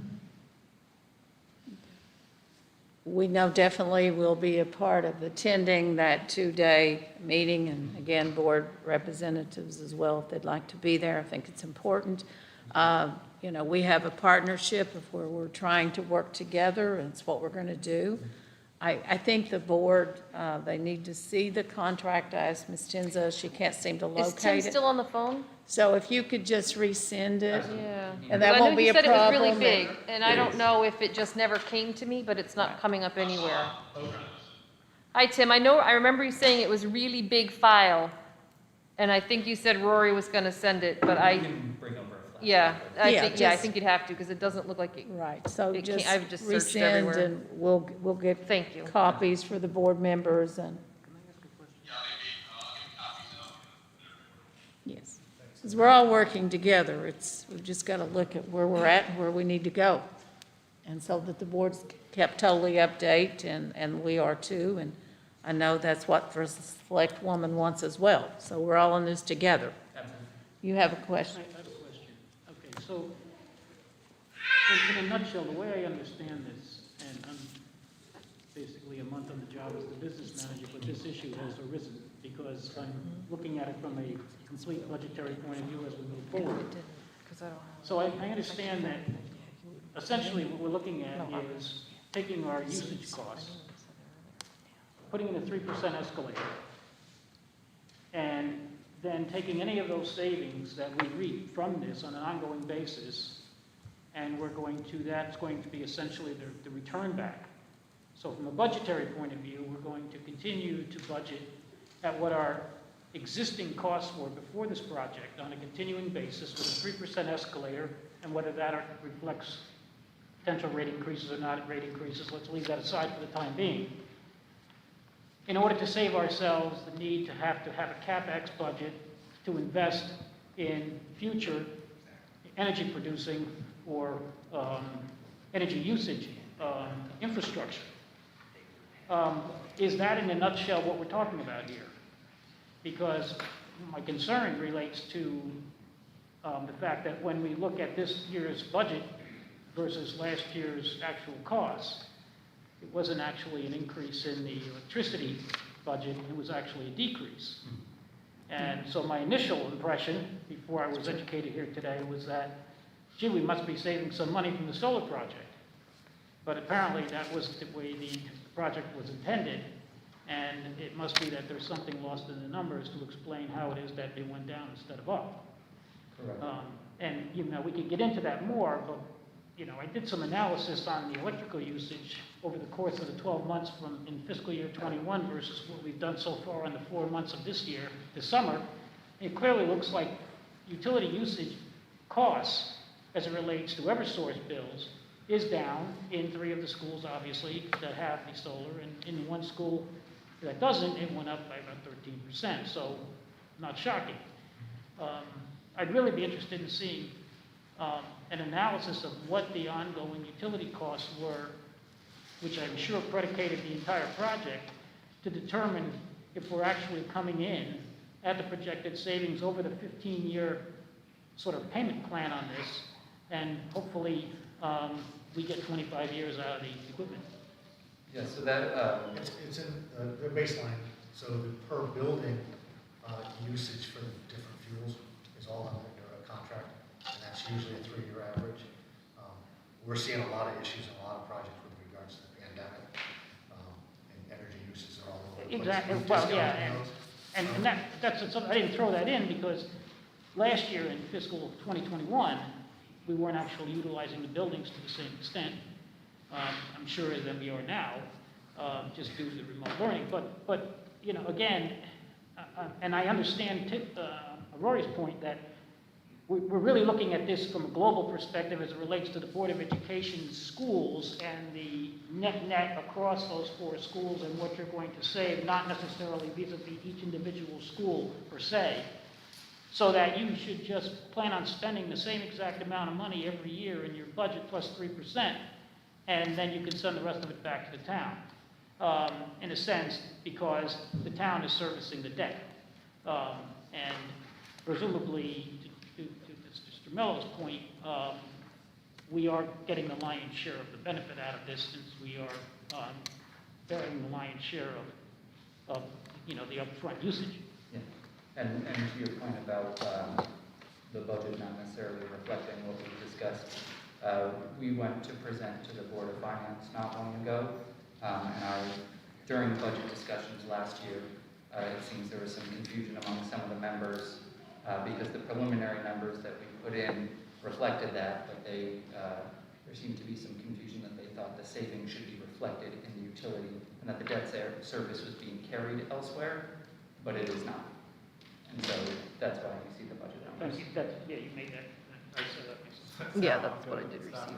Yeah. There's something you guys can maybe work out. I know we didn't have. Yes, yeah, right, we've got to move on. I don't know if you guys can get together, crunch. Yes. numbers, Yeah, we were Yes. do all that number stuff. Bring it back to the board, right. This will be our finance committee. Yes, it will. Anything new? No, nothing new. This is the most information we've got, quite frankly, since we started asking, I think back in May, when we first thought we were gonna have this wonderful surplus, and then we found out we weren't, because 400,000 was moving over to the town, right? So this is Yes. great, this is awesome.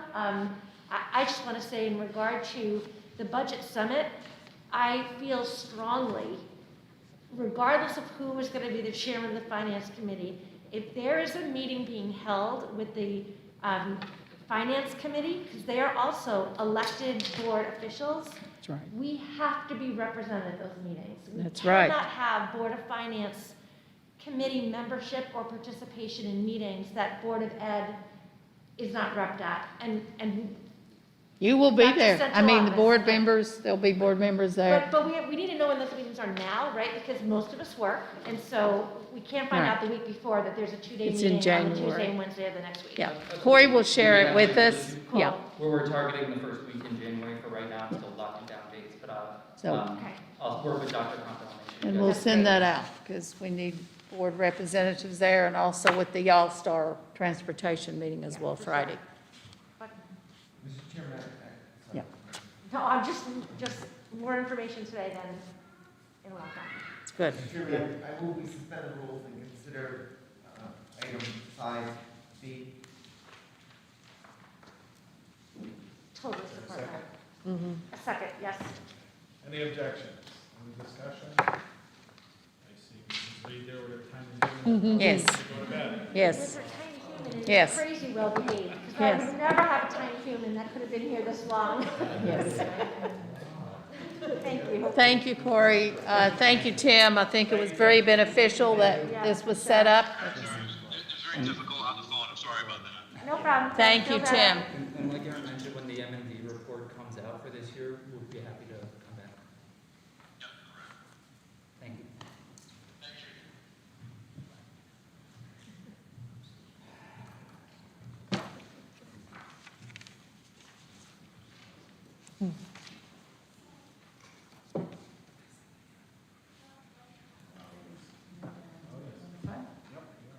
Okay, I'd like for the Bungay principal to come up at this time and also, You said 5, right? yes.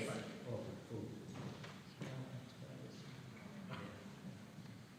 cool. Okay, I'd like for our new Connecticut elementary assistant principal here, state of Connecticut, Laura Reed, to please come up.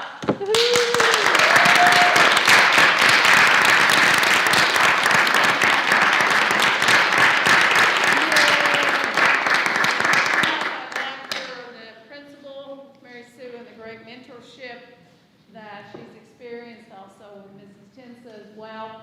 I had the honor of spending a little short time with the selection committee. I also want to say a special thank you to Kristen Harmley, who was on that committee with the selection committee. I just want to say that on behalf of Seymour Board of Education, and I know they want to express it as well, what an honor. This is something that doesn't happen every day when you're selected with such a distinguished honor, and you have made us extremely proud, and I think really on a national level, you may end up also receiving that final title. I think you've got a really great chance. Tonight is just a tremendous honor to say that we have an assistant elementary principal here for the state of Connecticut. It just speaks volumes about the school, what you have done, what the principal's done, the mentorship, and also something that really stuck with me with the selection committee. One of the guys referred to you after talking with the students, and how did the students feel about you? And they felt like you basically, you were there for the students, and the kids, you were their special person. So it just really resonated, and as I said, I had a New Jersey principal of the year back in 2016. I said, I've had a lot of award-winning people, but you truly were the best. You were the most intellectual, visionary young ladies I've ever met. And you have all kinds of chapters ahead in your career. And it truly was an honor to, when she was celebrated also in the Christmas parade, and also with her daughter and with her husband here tonight. Thank you, Mr. Reed.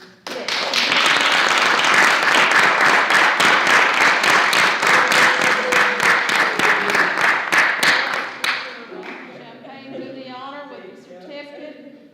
And Mary Sue, could you come up and also say a few words but get in this picture? Yes, you made this happen. No. Yes. Great job. Mary Sue, I'd like for you to say a few things to the board. So the last time I was introducing Mrs. Reed to you and saying that she's one of the finalists. So part of my letter I'm just going to share with you. How would I best describe Mrs. Reed? Mrs. Reed is an outstanding member of the Bungay school community through her everyday actions and through her ability to inspire all. Her integrity, her positive attitude, her enthusiasm, her dedication, her passion for education, and most importantly, her love for children are reflected in her work and beyond. Mrs. Reed exhibits exceptional qualities in the area of leadership, as Dr.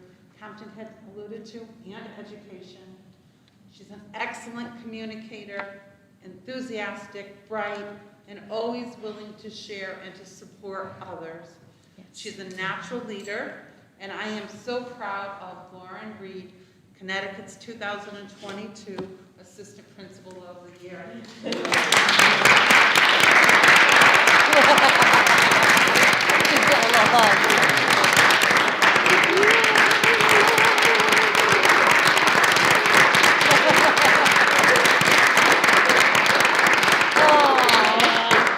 Mrs. Reed, is there anything you would like to say? Just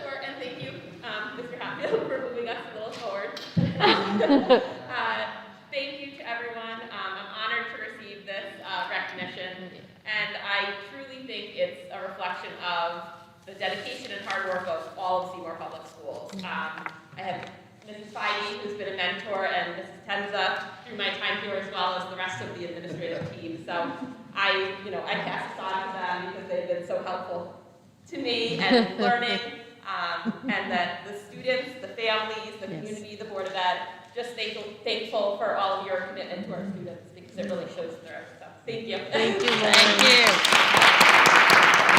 Good night.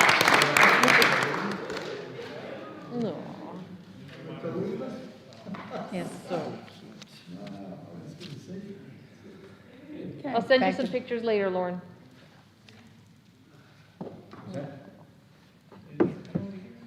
She's not here. Back to public comment. Carry on with you, Mrs. Bennett. I talk about COVID after something great like that. Way to bring the room back down. Good evening. Congratulations on the newly elected officials and welcome new board members. I'm Becky Bennett. I'm the head nurse for the school district, for those of you who don't know me, but I'm sure by now everybody has heard my name. I am here tonight to briefly talk about how we've incorporated Screen and Stay into our district, our school district, starting Monday the 30th. last week. Yes. It's definitely been interesting. Basically what Screen and Stay is that we're trying to reduce the number of students out on quarantine. So we're really looking at the big picture. For the state's guidance, we had to make some of our own tweaks. But due to certain circumstances, as long as the students have their masks on, they wear it correctly, we're able to keep them in school and basically screen them along with the parents. The parents sign an affidavit that says they're going to monitor them daily to say if there's anything out of the norm for symptoms. We monitor them in school too, and we had to make a couple tweaks for the guidance. So in this program, they can come to school, they don't have to quarantine at all, but they cannot not take off their mask during recess. So that was one of the things that we had to give in order to incorporate this program. The other thing is during gym, they're not supposed to participate during gym. But I did call the state because I said, why is it fair if we do the 5 and 8 program and kids who are direct contacts, like in the lunchroom and they remove their mask and come back on day 8 and play with everything. And here, these kids who are less exposed, I'm supposed to punish them for 14 days. So they agreed with me and they let us do the 8 days also for the kids on Screen and Stay. So what they can do is they're on Screen and Stay, they never have to quarantine. But on day 5, they can test just like the kids who are not in school. And then on 8, they can also return to playing in recess without a mask and playing in gym. I've tried really hard to educate the kids, even at our lower levels, on explaining to them how we want them to be in school. So this is a way that they're exposed, but they get to stay with us. And there's just a few small things that they have to do. We really tried hard, even in school, to make it like that they're not standing out, like to make them be in gym, like the point keeper, so that it's almost like a reward of a job instead of being singled out. Because I did struggle with that in the beginning, I'm not gonna lie. I think it's great. I'm tired of quarantines. Nobody's more sick of talking about COVID than me. But I also didn't want kids to stand out. Like, okay, well, why do you have to wear your mask at recess? Or, so there were a lot of things that we had to really think about, especially as nurses, and the collection of the paperwork. This affirmation has to be signed and handed in before they can come back. So now it's making sure that we have everybody on Screen and Stay their documents handed in. The kids that are in quarantine, keeping all their tests straight, but it has been successful. I have to say the nurses in Seymour have been working really hard to make this work. And I think the parents seem pleased because we really are reducing quarantine. So basically right now, if there's an exposure, the only kids that we're putting on quarantine are lunch.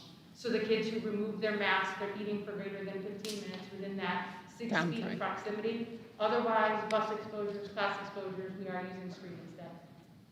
And we have reduced the exposure and the number of students quarantined. I figured it out before tonight's meeting by basically almost 85%. And we basically were trying to make sure before we rushed right into it, we know that Governor Lamont with early November 4th, but at this time we wanted to make sure Mrs. Bennett, and we just took our time. We also watched what other districts did. We learned from some of their successes, some of their failures, but I think we have a good game plan now. And we started this immediately after Thanksgiving. I had said originally I'd bring it back to the board in December, but due to the amount of increase, it was better to go ahead and just go full force and implement it.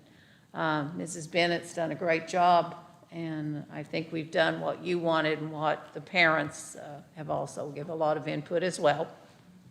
And it seems to be making a difference. And even though the numbers are going up in Connecticut, we're keeping more kids in school.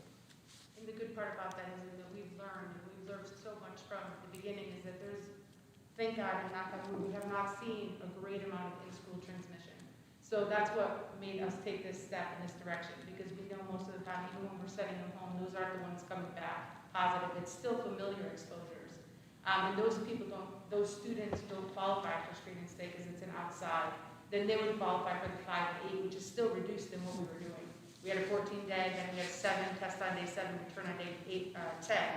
But from all the research we've looked at together and the different, we're on a meeting with every superintendent and head nurse in the valley every Wednesday morning, and after talking it out, we think that 8 days was enough, that we would see symptoms by that point. So we felt like really overall, we got the best plan in the valley. So we didn't rush right immediately in the first 3 weeks. So thank you, Mrs. Bennett. You've done a great job. To tell you guys, updated on our policies, if you go on the website and you can do seymourschools.org, this is updated on the policies. There's 4 new slides. It talks about everything, travel and everything. The affirmation is on there, and there's also the last page is links. So if parents don't want to send in the paper affirmation, they could just click the link, and it would remotely go to the school that it's supposed to go to, so we can see it there electronically. So any information that you may further require or have questions is also there. And we added to the live tracker a column for screen and stay.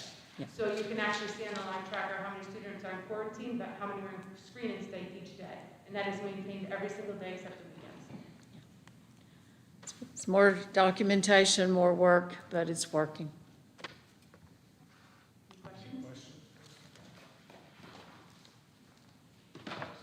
Just wanted to ask, is there any updated guidance coming from the state of government of lockers? So actually, just before I I think we have a game plan for that now. I think we're going to go in a different direction. You want to speak real fast since it's COVID and where we're going to move? We spent a lot of time talking to a very sincere parent. I called her, we emailed and said we're right now, whatever, but after doing some checking around, we found out a lot of other places are using lockers. So here's our game plan. Go ahead, Mr. Floyd. We contacted several schools about how they're doing it. Our biggest concern is in the morning when students arrive and 15 minutes time being that close to each other. So we borrowed a little bit from one school district and another.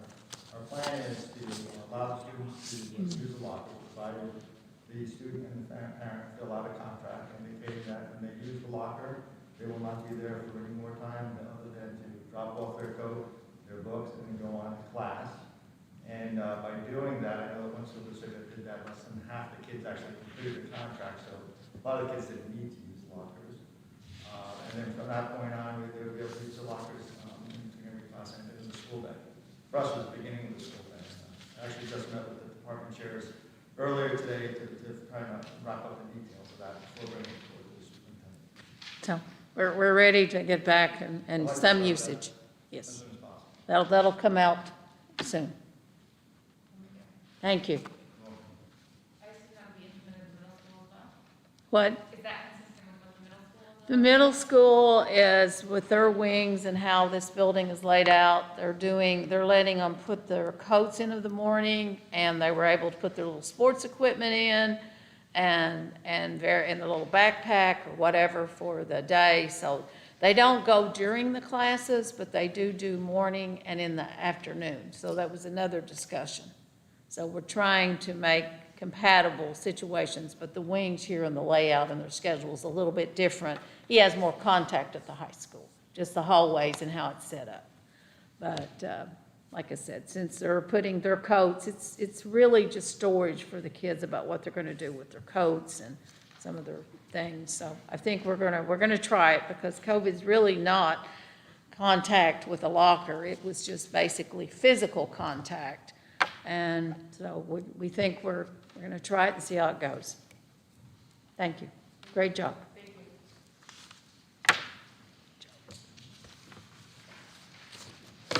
All right, next item down, item 4, public comment. I don't see a ton of people left out there. Been here for a bit, I won't read through the long statement here, but does anybody have public comment? Going once? Anyone?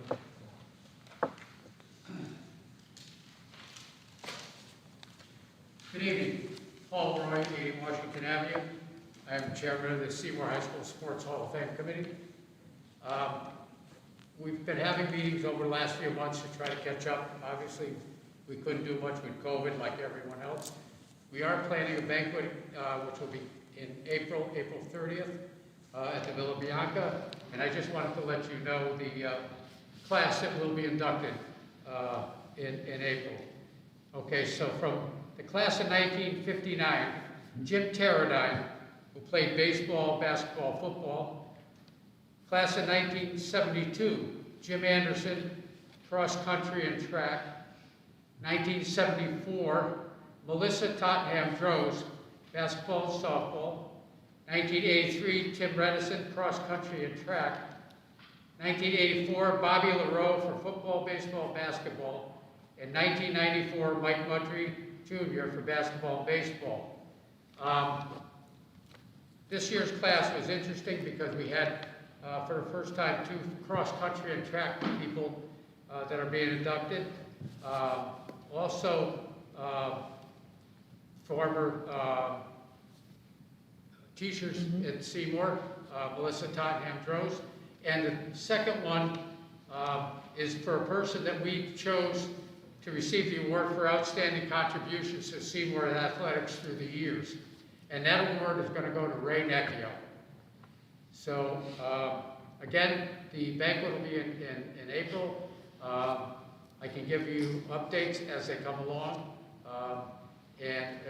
We're working to try to get the Hall of Fame more established in the high school. We're doing a lot of work there with plaques and with showcases.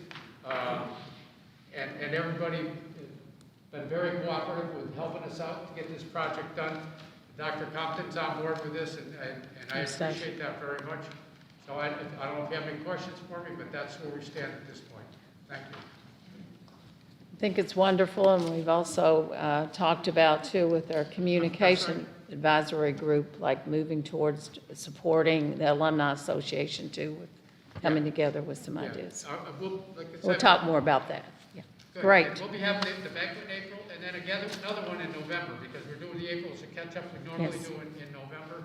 So we'll be back to next year in November. Thank you very much.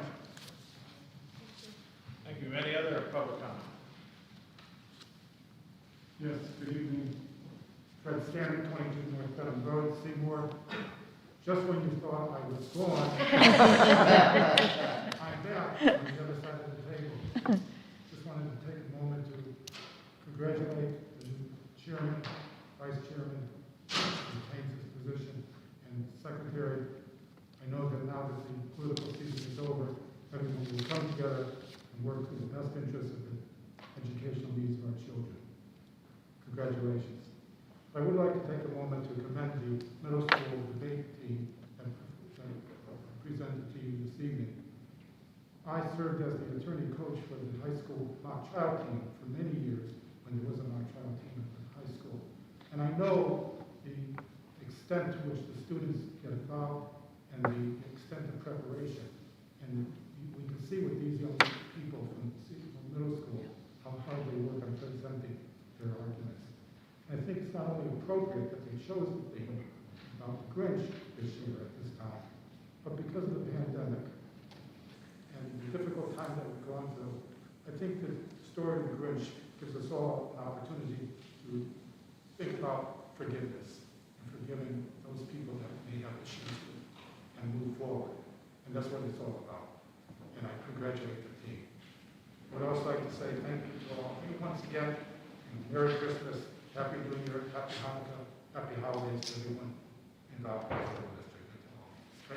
Thank you. Thank you, Fred. Thank you.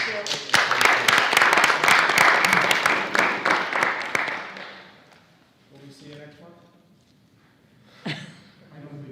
Any more public comment? Second call, public comment. Final call, public comment. Okay, public comment portion is closed. We have one more recognition for Emily Zhu, who was the first place winner in the high school division for the emergency preparedness art contest that was hosted by Norfolk Valley Health District. Yeah, I don't know- she's not here. She's not here. She wasn't here last month, so we gotta work. We'll get to Yeah, her. we'll get her here eventually, hopefully. Moving down, item 6, correspondence. Mr. Stanek still in the show again. We have a handwritten letter from Mr. Stanek that was in our packets. Thank you for that. That was very nice. And then item 7, consent agenda. I'd like to make a motion to approve the consent agenda as shown. I'll second that motion. We have a motion from Ms. Harmon, second from Mr. Mello. Any discussion? All those in favor? Opposed? Abstain. Abstentions? Passes 8-0. I'd like to make a motion to approve proposal number 2 of the 2022-2023 scheduled Board of Education meetings as presented. No, yeah, as presented, but I'd like to make an amendment. Correct. A second.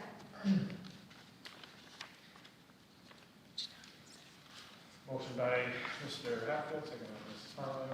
Any discussion? Mr. Hatfield. Through the chair, I'd just like to possibly amend the November 9th meeting.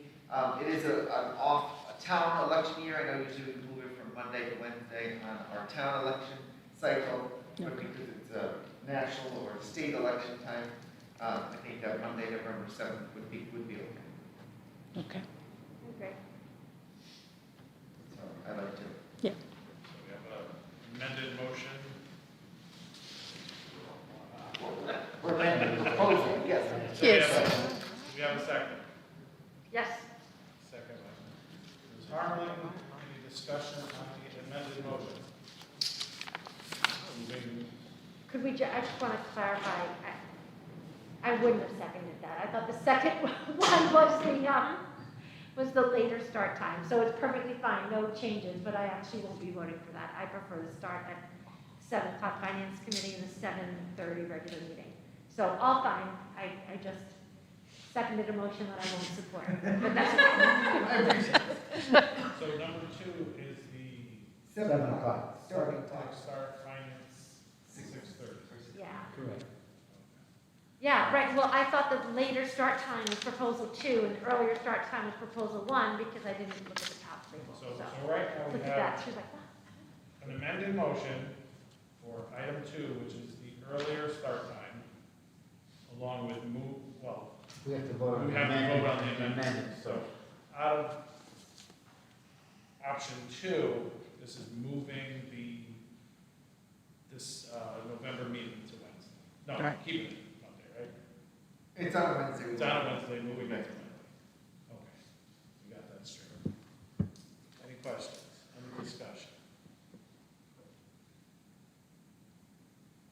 All those in favor?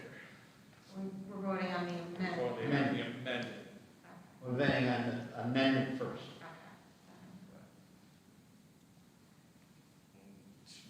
Jim, you're down. I'm abstaining. All those opposed? 1, 2. Abstention? Abstention? Jim? Okay. All right, so the amendment passes 6-1. So now the motion we have is option 2, finance at 6:30. Regular board meeting at 7, November meeting on the Monday, first Monday of the month. Any discussion? I'm gonna go no just because 6:30 is hard for me, just with other commitments outside of the board, so I prefer a later start time. That's just my vote. totally agreement with that. It's just very nice to have the dinner time over and then come at 7. And I'm gonna support the two ladies on their request. Thank you. I would also prefer if the board started at 7:30. Okay. Okay. Any discussion for a vote? More discussion? All right, all those in favor? We have 2. Opposed? 1, 2, 3, 4, 5, 6, 7. Motion fails 2 to 7. Any other? I'll make a motion that we accept proposal 1, which is the later start time, and including the change of the November Date. meeting to the Monday. That's my motion. Second. Motion by Ed, second by Ms. Marmaling. Any discussion on that?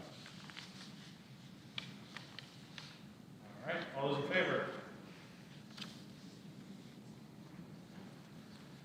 Opposed?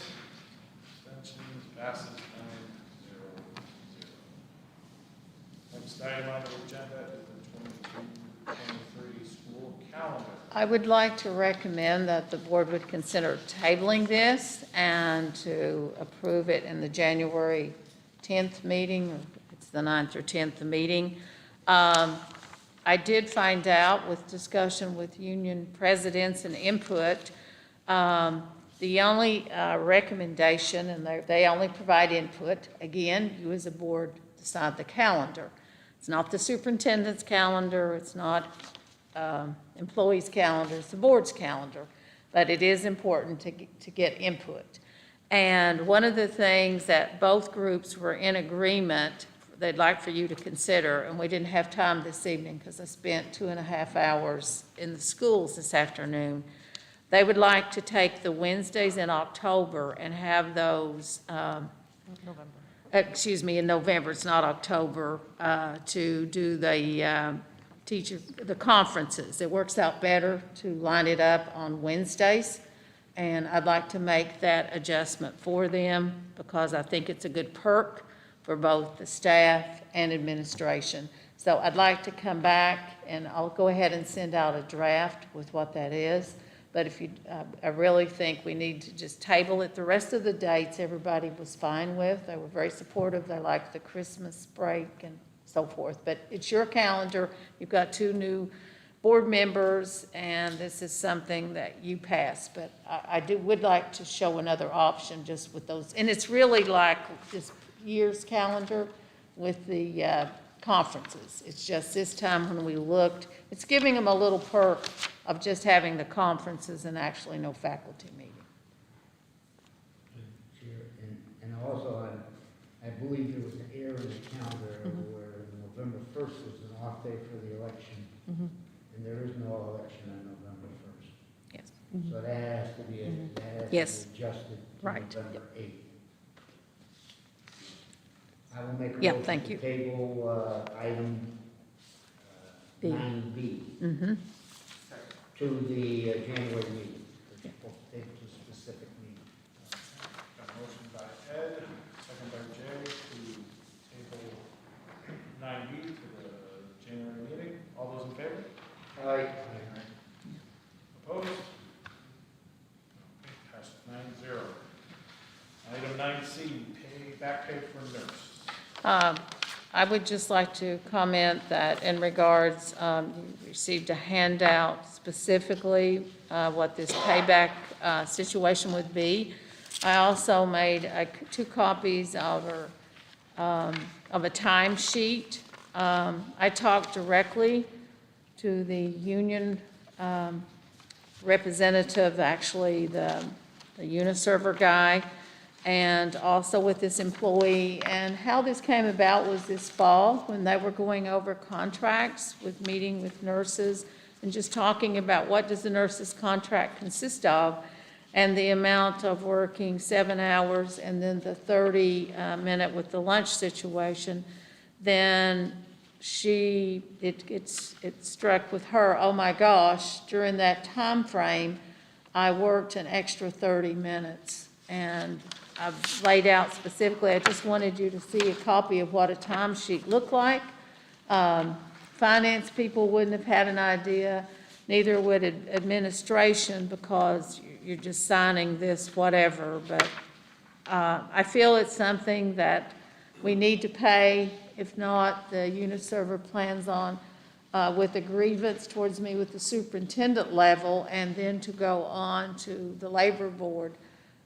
This didn't happen during my time, not that that makes any difference. It's just if something, if an employee worked for a time and really wasn't paid for it, then I believe in trying to make it right. I wish it could have surfaced earlier. It's a tough situation for all of us, but it's a lot of money. But I do believe that we do need to render payment. So, through the chair, first I'd like to make a motion for consideration. I do have some questions on this, but I do think that some questions might lead to a postponement of it. Just for the Yeah. record. So, I'm going to make a motion to authorize payment of that, or to consider authorization of the payment of back pay to correct the non-payment of 30-minute lunch period for a nurse for the years of 2018 to 2021. And again, I'm making a motion for consideration so that we could, for discussion. Okay, we have a motion by Mr. Hatfield, second. I second that motion. Second by Ms. Harlan. Discussion again.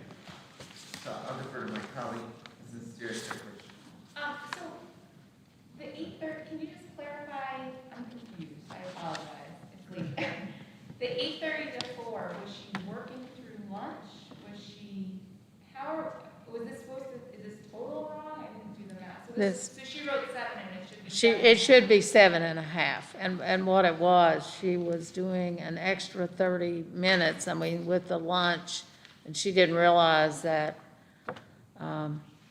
that she was actually putting in 7.5 hours. So she was working through lunch. As far as I know, yes.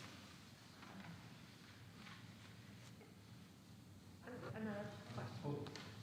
So what is standard? Standard is a 7-hour day, including a paid lunch break? So like, Yes. what's start time and end time?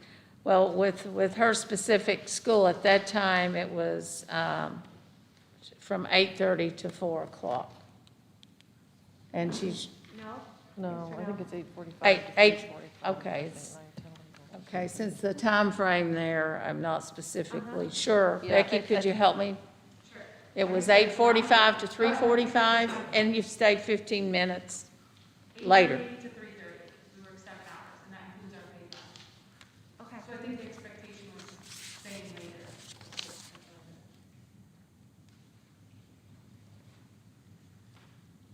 So actually, her time frame should have been 8:30 to 3:30, and like I said, she worked over because with the lunch, she didn't realize. She thought she needed to stay. Yes. To the end of the buses. And with the lunchtime, she didn't understand that she got the extra 30 minutes to count lunch. Yeah. Through the chair, and I just want to make sure, and I know this is kind of a muddy area, but this individual, I believe, also worked in a different building in some capacity for a period of time. Were those timesheets checked, or, were those timesheets, with Yeah, that's what I copied. I just wanted you all to see, like, 2 of these and all these. I could have copied all of them, but I wanted you to see what was turned in. Finance office didn't catch it either, and neither did the other. It was just put down for 7 hours and not 7.5, and she actually worked 7.5. I guess my clarification though through the chair is the understanding was that it was at a certain school, but I thought that this individual did also work at a different school in the last couple of years. So did that same situation happen at that school? Not this year, because the contract, once the UniServer sit down, she understood the contract. She's at a different school this year. So this came about, once they had this discussion, she realized she'd worked 7.5 hours and not 7. No, it's okay. Go ahead, I'll let you. I actually just wanted to build on what your question is and just ask a clarifying question. So she was in the school building for 7.5 hours each day. So Yes. regardless of start time, the question is, when she was at the middle school, was she also working 7.5 hours a day from start to finish? That right? Is that what the question is? Yeah. I just know that she was at the middle school this last spring, so I've had the payroll person look specifically. She spent quite a bit of time. She's went through every timesheet, she's went through the calendar and everything to validate. So just to clarify or to build off that, Yeah. it wasn't a school-specific issue, it was just, timesheet issue. Right, So yes. it didn't matter what school Right. necessarily, it was just the time frame, which, because I just don't wanna, if we're getting this done, let's get it all done at one time, and not find that there's. more Exactly, and that's why I want you to see every bit of documentation, and we'll And, right. through the chair, if I could just have one more follow-up.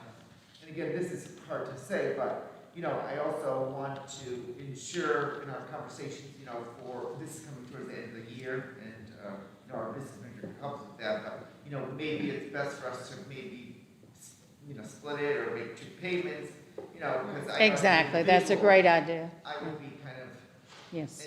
It's very nice we're doing this, but at the same time, I would demand as an individual that, the tax liability is going, because this is something that her tax liability would have been spread out on. Exactly. Throughout the 3 Yes, years. yeah, just But how now we if you spread put it all this. in 1 year, the tax liability is going to increase, I imagine. And Just as long as there's payment provided over the time frame. That's, Are all our hourly employees filling out timesheets? yes. By hand? And they're not checked? I know that they check, the finance office checks. It's just a situation being, if there's something wrong, they would have been alerted. It's just, this was very, like I said, it was just the 7 hours and not 7.5, and that's what she put down. But I think, sorry, if I may, through the chair, one last follow-up. Yeah, I think if I may, and I don't think it's your fault, Dr. Collins, but, No, I wasn't here. It's been brought to me. No, but I think it is 2021. That's right. Maybe you can get rid of the paper timesheets, Yes. So I guess I'm going to make the statement to the business manager that it is 2021, and I don't think we need paper timesheets. That's my statement, whether that's right or wrong, I'm not sure, because I don't know about these things, but the state of Connecticut still has me sign a timesheet, and I say it's 2021. Thankfully, I don't get a paper check anymore. I used to for probably 15 years there. But, I do think that this brings light to, we need to update our processes. And the quicker, the better. I think it's an excellent point, and like I said too, I've got something when I do a superintendent's report of something I think you'll be pleased with, but very quickly. I don't want to take up too much time, but I think that's excellent. I think we need to look to how other places are doing business and how we can update it electronically. All right, anything else? I'm holding. Oh, I'm sorry. That's right, well, I'm debating in my mind and stuff there, and I'm thinking back, and, I've been told I'm an old guy, but I can remember doing Cards. cards in a school, in Ansonia. And that's a long time ago when Estremella was working in Ansonia. So I'm amazed to see that we have papers signed in Seymour in 2021. Oof. Well, Shut up there. If I may, Mr. Chair, I'm going to amend my motion to say to correct the non-payment of 30-minute lunch periods with a mutually agreed upon, Payback schedule? payback schedule, yeah, you know, that's right. I'll That's second the a, amendment.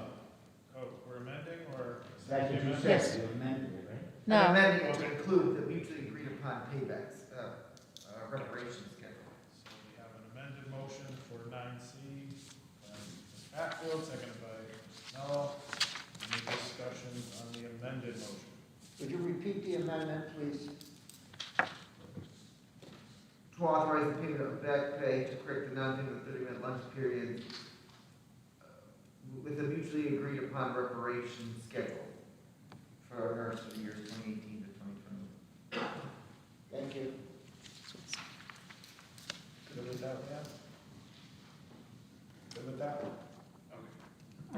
YouTube. All right, any discussion on the amended motion? No? Good. Is there a memorandum of understanding with this, with the union? What I dealt with the union, the Uniserver, is that the situation being, he wanted this resolved for me to take it to the board and try to get this resolved with payment, so it wouldn't go to a level 2 grievance against me and then on to the labor board. And like I said, the Board of Ed wants to do right by their employees. This is a situation that this is just, it's just now been presented to you. This was given to me a few weeks back in November, and I had to do all the research about all this. And I said, I can't authorize this payment. It has to be the Board of Education. And he understands that. We just want to correct something and make it right. And thank you. So it's a non-precedent setting event that will alleviate the grievance at the first step. Yes. Yeah. I can send you a copy of the grievance thing, too. Okay, any other discussion on the amendment to the motion? All right, all those in favor? Aye. Opposed, same 9-0. So we want to read that original motion back. So we have a motion on the table by Jay, seconded by Ms. Harlan, I believe, originally. Sorry, I thought we were done. No, Item we B. amended the motion. Now we have to approve the main motion. What's that? As amended. As amended. Any discussion with that?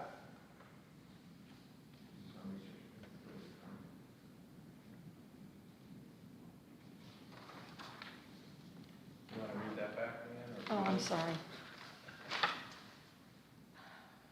I'm not sure I have it, but to authorize the payment of back pay to correct the non-payment of a 30-minute lunch period for a nurse. Oh, I'm sorry, that's not the, with a mutually agreed reparation schedule. Any discussion?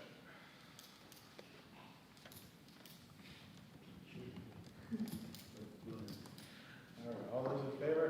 Aye. Opposed? Abstentions? That motion carries with 9-0. 9D, pay rate for substitute nurses. Next item. I'd like to make a motion to authorize an increase in substitute nurses' pay from $25 an hour to $30 an hour. I'll second that motion. Motion for Ms. Harlan, second by Mr. Mello. Any discussion?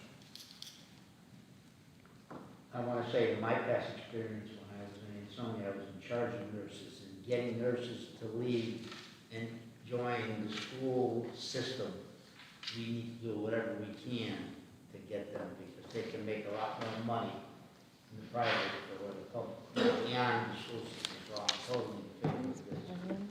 Because it was not fun, this event, trying to find nurses. Not that you people are not nice.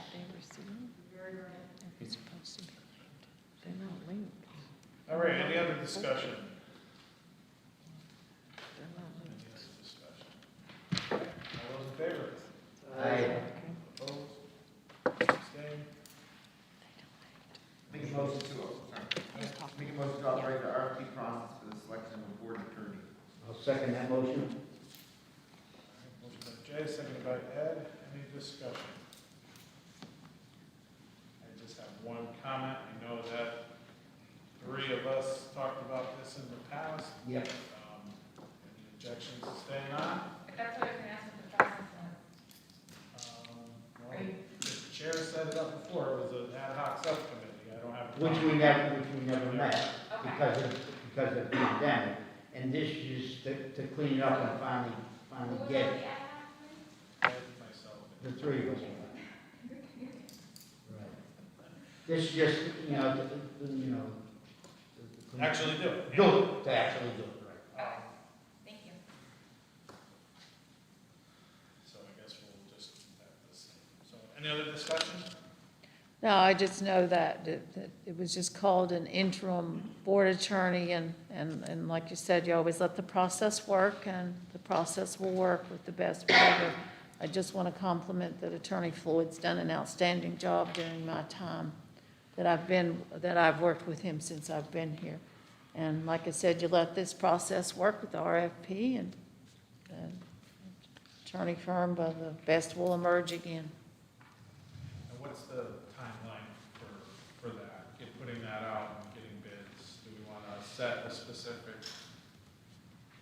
timeline to that? I think you need to do that. I think you need to look at what some other surrounding districts have done. They put out an RFP. It's been a long time. I did one in New Jersey several years ago, but you've had no past history of doing this.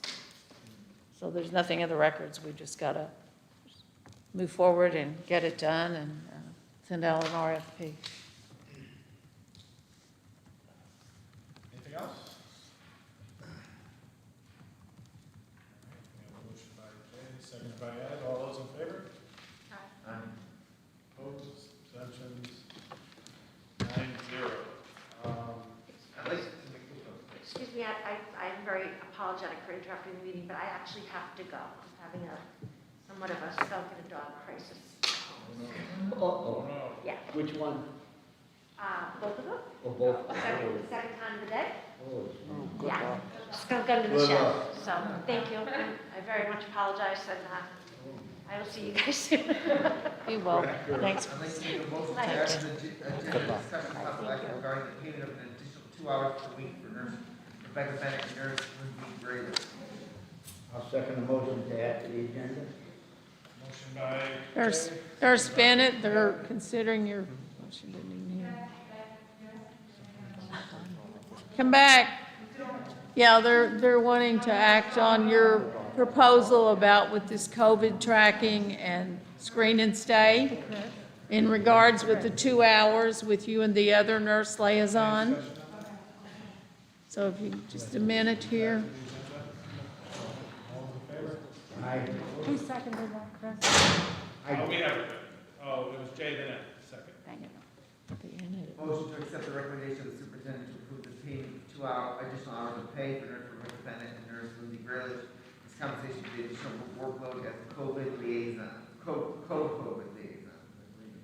I'll second the motion. And ESSER funds will pay for this because that's what part of the COVID, the whole situation with ESSER funds was to provide services for students in regards, and this is a service with screen and stay, and to help with this implementation. So to get through this year, right, Ms. Bennett? All right, so we have motion by Jay, seconded by Ed. Any other discussion? I just had a question whether it's the responsibility of the board to fund the positions with the person who's going to fill that designated, or do we just fund the position and the superintendent holds the process for identifying? Right. Technically with the head nurse, and then the other one is just happened to be the one with experience and was able to, you want to help me out on that with the second one? Because normally it's just a position, it's not specifically a name. So I did So- talk to Dr. Compton because the COVID liaison has taken on a life of its own besides being head nurse. As head nurse, I have a whole bunch of duties, but this COVID liaison, and I listed them out for Dr. Compton, are about 15 things daily. So I had asked, Lindsay has been one of the longest nurses with me. She's been one of the most reliable and responsible. She helps me pick up the load.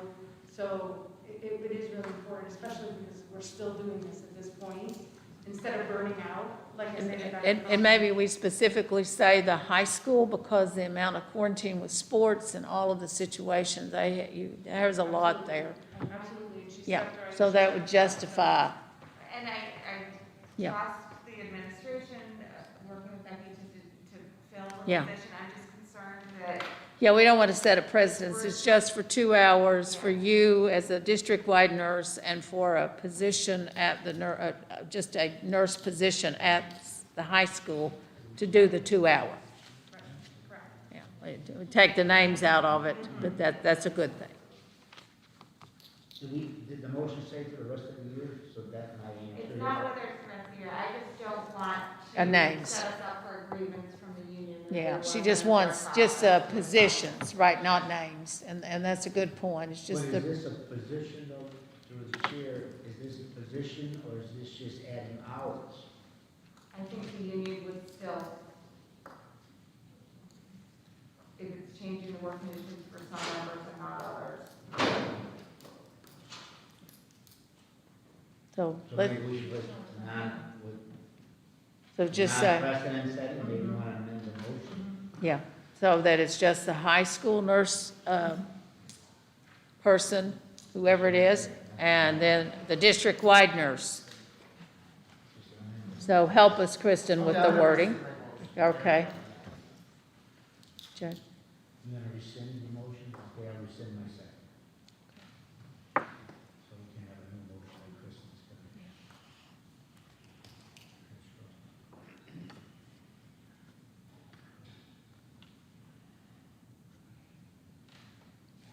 Because with sports, you deal with a lot of even more additional.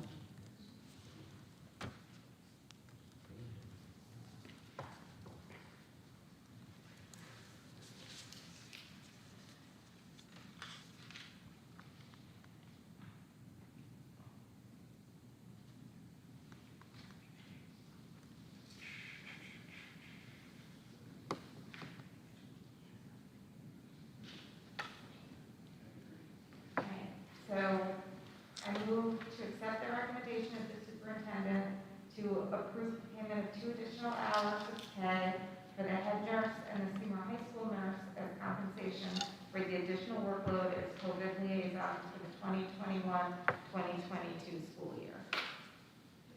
Motion by Mr. Burnham. Second. Second by Ed. Any discussion? I think under further thought process, I think maybe we should postpone this because even if we appoint those 2 titles positions, right, we're just awarding additional hours. And I think we should probably consult legal counsel first just to prevent ourselves from getting, because now we're even specifying 2 positions versus 2 other positions that we have. So I think we should just get clarification first from legal counsel, so. In the proper wording. Okay, we can do that. I mean, I'm not saying Taking that I'm us. for it, but I just don't want to see. Right, we just want the right exact wording that we're legally, Table, So I'd like to- yeah, table motion. just table it till. Well, we have a motion and a second. Let the motion die. Table I'm sorry, Motion to Wednesday. January 3rd, 7th. January 10th. 10th. To table it till January, get legal consultation. Okay, motion table by Jay. Do you have a second? I'll second. Second by Mr. Mello. All in favor? Opposed? None. Motion carries 8-0. Kristen.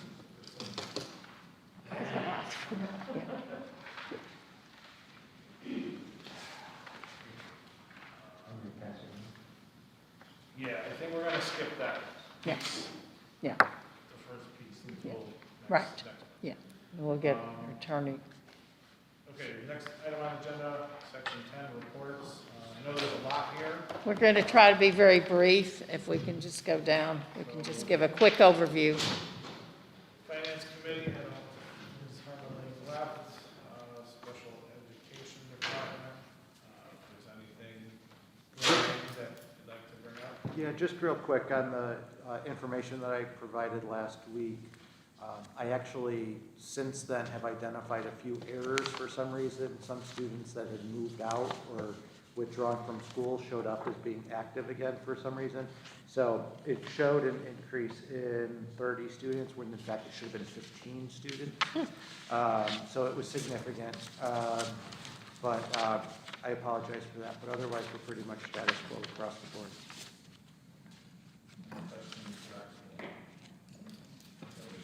No, but that is a trend that I expect to continue to rise. That, I mean, 15 students in 1 month is a lot anyway, in a district this size, so. Okay. All right, 10C, Mr. Lucky. Mr. Lucky, you want to come up real quick? Give us about a good I'm 3 to gonna 4 try minute overview. Okay. Let's I'll roll. try to be quick. For the new board members, at the beginning of this school year, I proposed a new manufacturing program at the high school.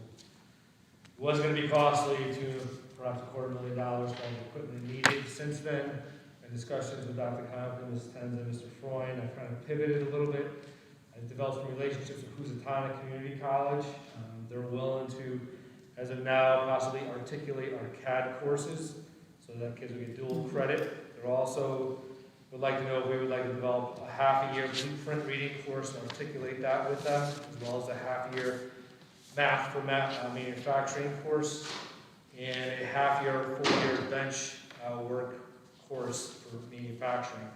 What that would do is bring that budget from $250,000 down to about $15,000. They came last Friday and looked at what we had, and I'm going to put together a short list of things that we would need in order to do those types of things. The inherent problem is for any of this to happen, they need approval January 10th. Yeah.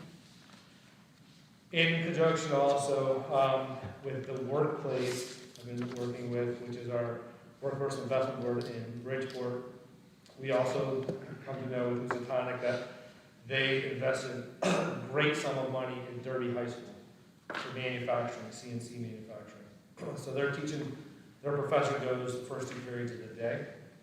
Working with Dr. Compton and Dr. Conway at Derby, we're in discussion now to possibly have our kids next year go in the latter half of the day. Somehow we would bus them down there because they already have that $250,000 of equipment that I spoke about at the beginning, so that we wouldn't have to incur those costs there.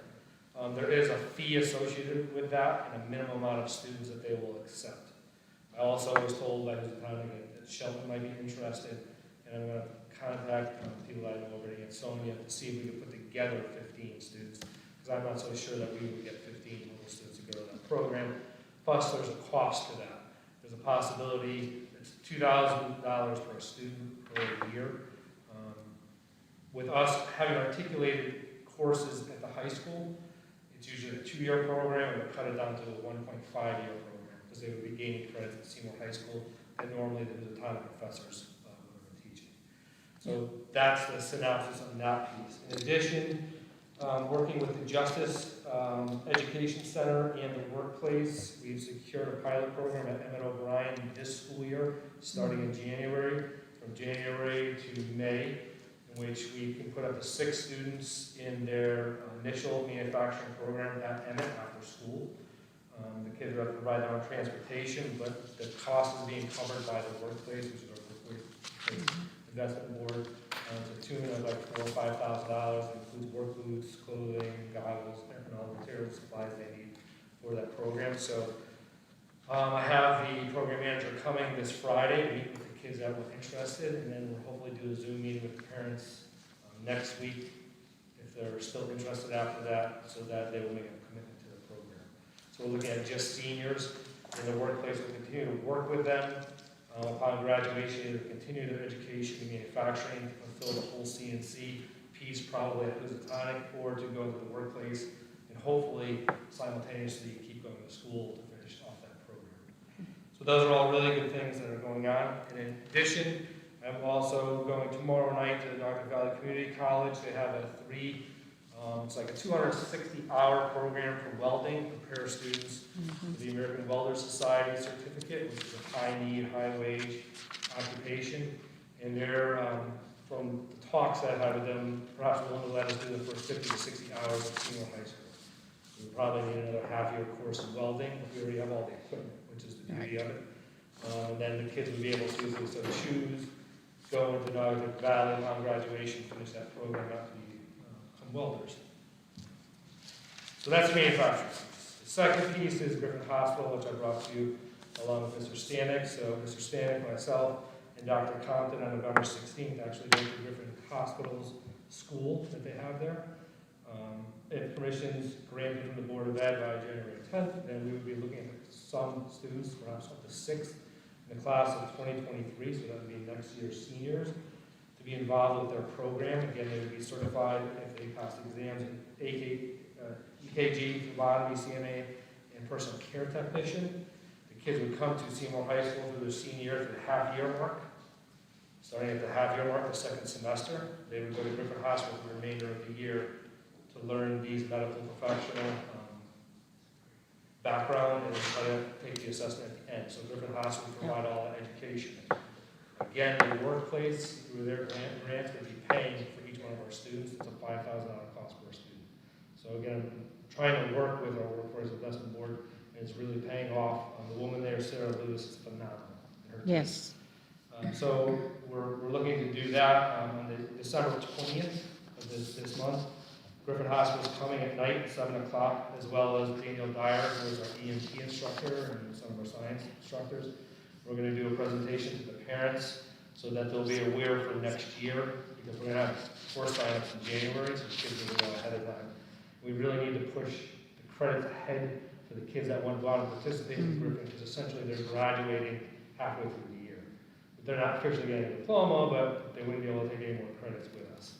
So we probably also want to discuss with the board possibility somehow granting credit for things that we do at Griffin Hospital. Yes. To help some kids who might be a little bit short credit come that half a year if this is something they wanted to do.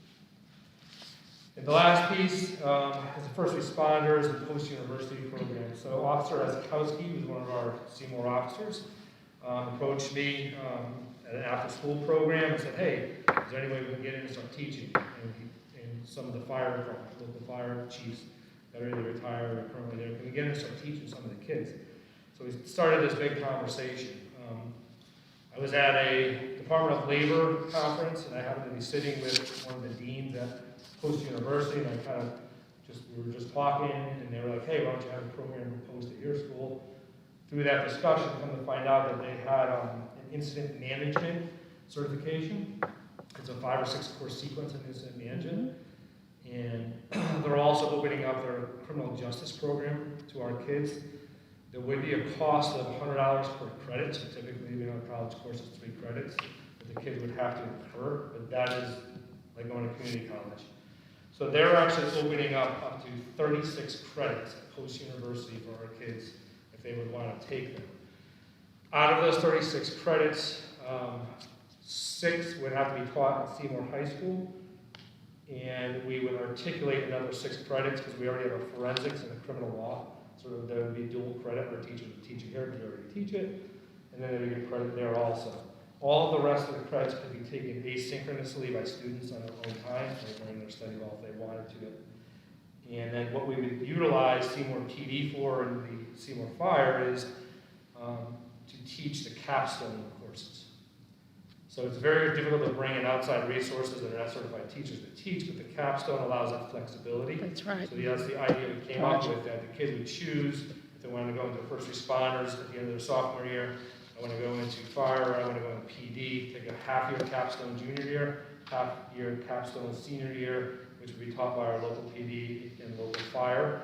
Local fire would complete almost everything except for the hazardous piece. Obviously, we're not going to allow that to happen with our kids here. They would have to do that upon graduation to finish up their Fire 1 instruction. We would also encourage them to take EMT courses because if they want to become employed either or. Yes. When you're a certified EMT, it really helps out becoming employed in that area. So we will also be trying to push the kids to simultaneously take our EMT programs. Again, it's times of the essence here. Some of the courses that they might be able to take at post-university is Introduction to Emergency Management, Homeland Security, Criminal Justice, Intro, Crisis Communication, Social Media, Introduction to Law Enforcement, Introduction to Emergency Response, Race, Ethnicity, and Crime, History of Terrorism, and Homeland Security, and Criminal Investigations. So that would be open to all of our kids. And one of the other beauties, just on a side note, is that if the kids take even one of those courses, they automatically get 20% off for life at post-university.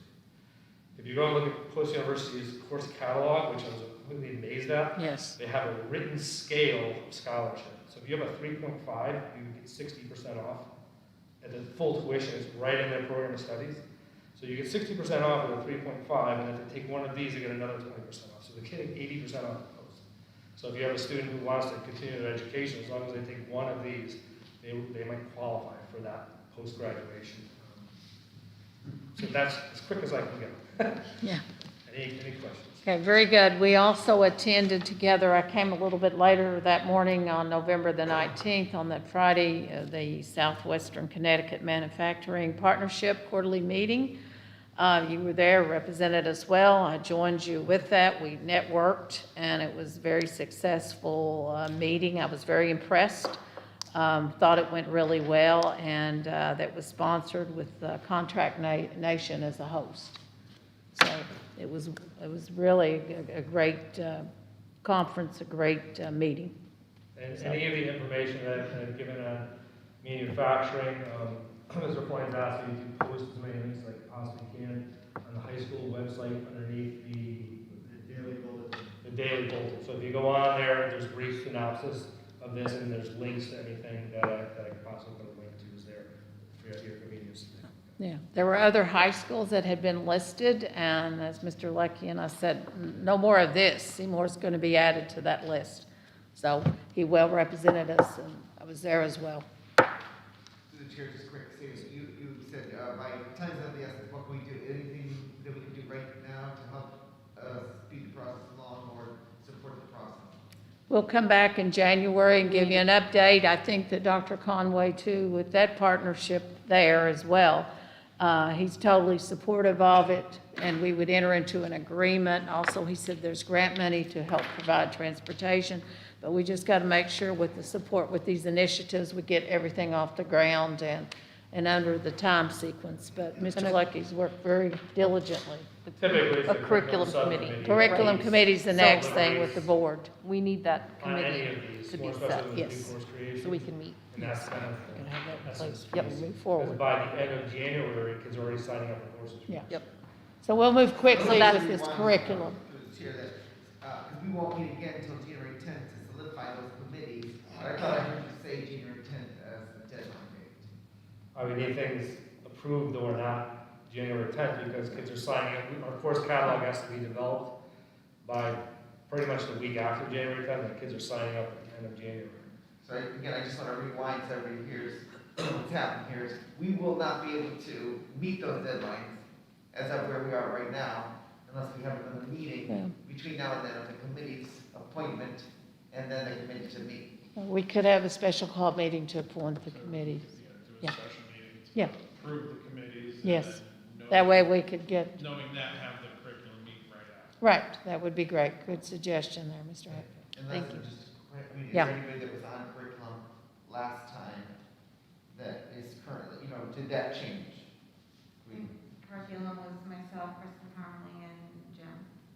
And I mean, if through the chair, again, if that's something that everybody's in agreement now, we can get that committee solidified. I don't want us to get a turn about just to, so we don't have to come back together at the holiday. Well, they just, we just have a special call to agree. I Yeah, have two new folks there. I don't Yeah. think they've expressed their interest in yeah. Well, let's But just if- get if right we back would- to, This is one of the things I was gonna bring up, one or two things, Today's Monday, Monday the 6th. Yeah. Get that to me. Yeah. Your preferences by the end of the week. and yeah. then hopefully we Let's can- have a meeting here before Christmas break, and let's get this in place.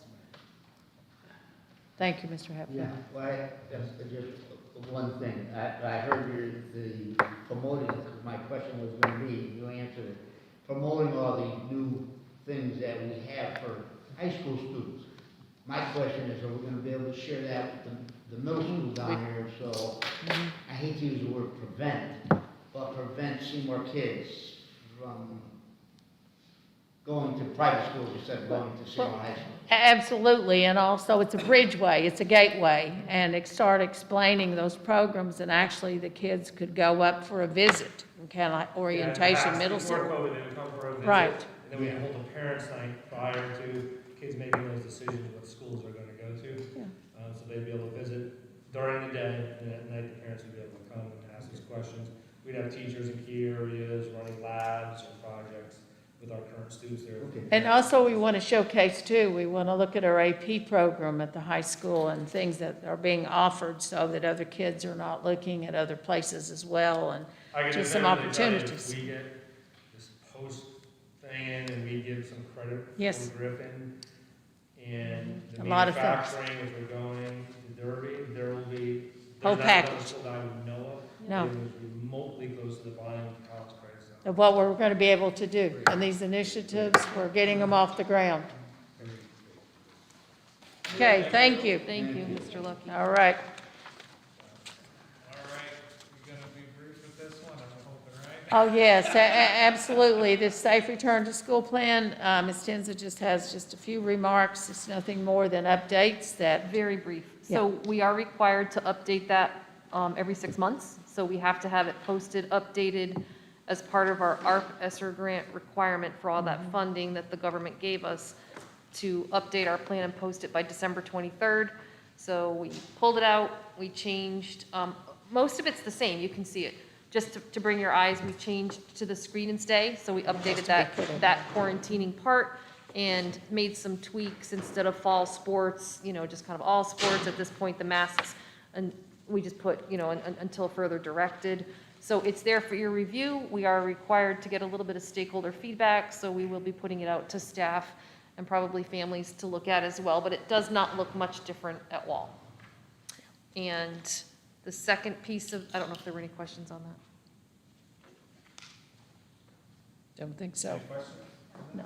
Let's just move on to the Safe School Yep. Climate Plan. This is something that they That's- submit every year, and I Yep, think that's another requirement that we have to submit, and the administrators have all worked very hard on them. I have them, I'm just comparing them, the state did put a little tweak to the legislation in terms of their requirements. So I'm just going through them to make sure that they're meeting the little tweaks that the state made in their components. requirements. And So once they're set, we'll send them to you and we'll post them on the website. Again, those won't look an awful lot different from than they last have in year's. the past. Just some adjustments, Yep. but like we said, the principals, the administrators have done a really good job. So we're done. All right, any questions, if you could those if you can. Questions? None.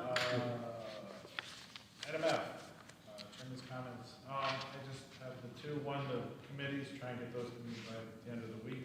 Yeah. The second thing is for our two board members, have we got them emails, access to the drive, I guess? I'll Yes, throw that- throw that yes. to Mark and shake it. Right, well, I know everything has been set up to get that done. And the Chromebooks as Yes, well. right. I have Shannon's form. She Yeah, handed it to we me have all tonight, that. so Stefan will make sure that you get that form and, yep. So I think we're ready to roll there. Mr. Chairman, if I may ask, in regard to the subcommittees, it would be super helpful if there was even just like a brief write-up on the responsibility of the subcommittees before I Yeah. Before you make my give me preferences. your personal email, and I'll shoot, do we have a description of what? Okay. I know our. Leanne and I can send that to you, I have a yeah. pretty high-level understanding of them, but I'd like to just, get some. I can send that to you all, to the whole board. We know it's in our bylaws, but we have all 9 committees. That way it's been updated. It was updated in March of 2020. I have that, so I'll scan that to everybody. Does that sound okay? And I'll send you his email. Yeah, I want to follow up on what you said there, because if you look online and stuff, there lists 9, we do not have 9, we have 6 committees. Started out with Combining some, 2 years ago, so maybe it's best to contact Leanne so she can give you the number. Yeah, we'll send it. I'll scan it. I have the bylaws right on my desk. And March 2020 was when it was updated. I've really done my homework on this. All right, that's for me. Any board member comments? Mr. Chairman, I would ask, respectfully, of course, that the chair provide to the board members a personal assessment of the board, its strength, its weaknesses, and what the chair sees as things that this board needs to do to improve over the next 2 years.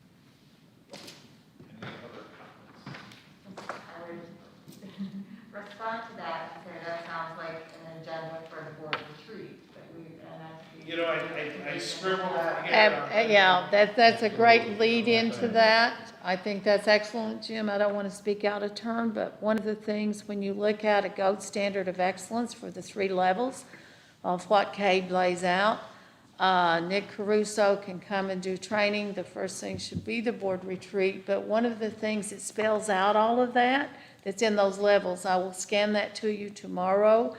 And also, just to keep in mind, there's things done for where boards do a self-assessment. They reflect. Also, boards, I know you all have talked about setting board goals and different things, strategic planning. So there's a lot of things that were with COVID, that there weren't in-person meetings, and now where we are now, we can start now doing all of that. So I'll send all that, but that's a great lead up, Jim. I'd like to expand on what Yes, I right, Jim. said. We have a new leader. Yes.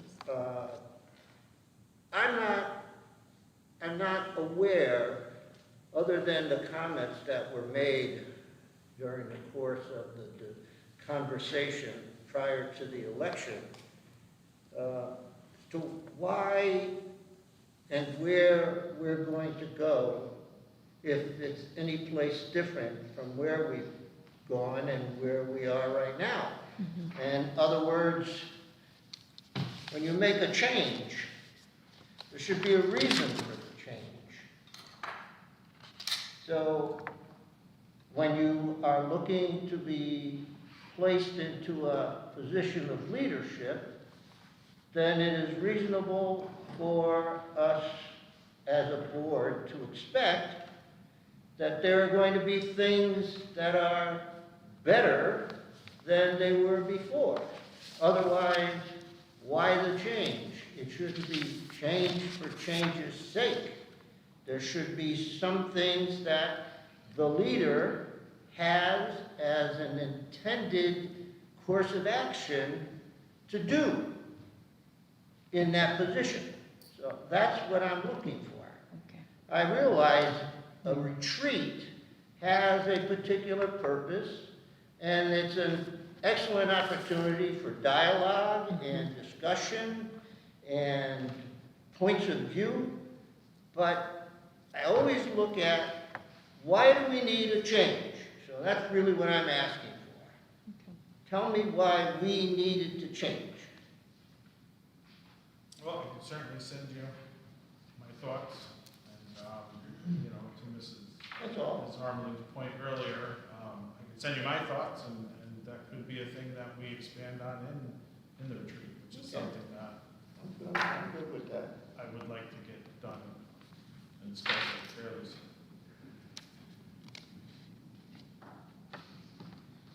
Through the chair, I just want to comment. During the 2021 election, I had received a postcard in the mail from the Seymour Education Association endorsing candidates for office for the Board of Education and Board of Selectmen. And I would just like to inquire as to what kind of scale was used for that, or what kind of questionnaire was distributed to inquire on that endorsement, or what kind of process was followed for that endorsement, whether it was something that the CEA had put out. I mean, I know our district, my union AMT does a lot of endorsements during the year, but I would like to gather more information on how that process was or unfolded. Okay, do you want me to check into it? Ask how the process was done? I got a phone call that asked me if I would mind. Yeah, I can just speak with the union president. If she has anything to offer, something. I don't know. I don't know the process of what occurred. But I can check into it or have them. Yeah, like I said, it's just something I've never seen before. I never even saw it. During this election, really any past election cycles, and just so that it's something in the next 2 years people could be prepared for, who are people running the future, do they have to put themselves out there for endorsement and questionnaire, like I said. Just give people the opportunity to have fair access. Right. Okay.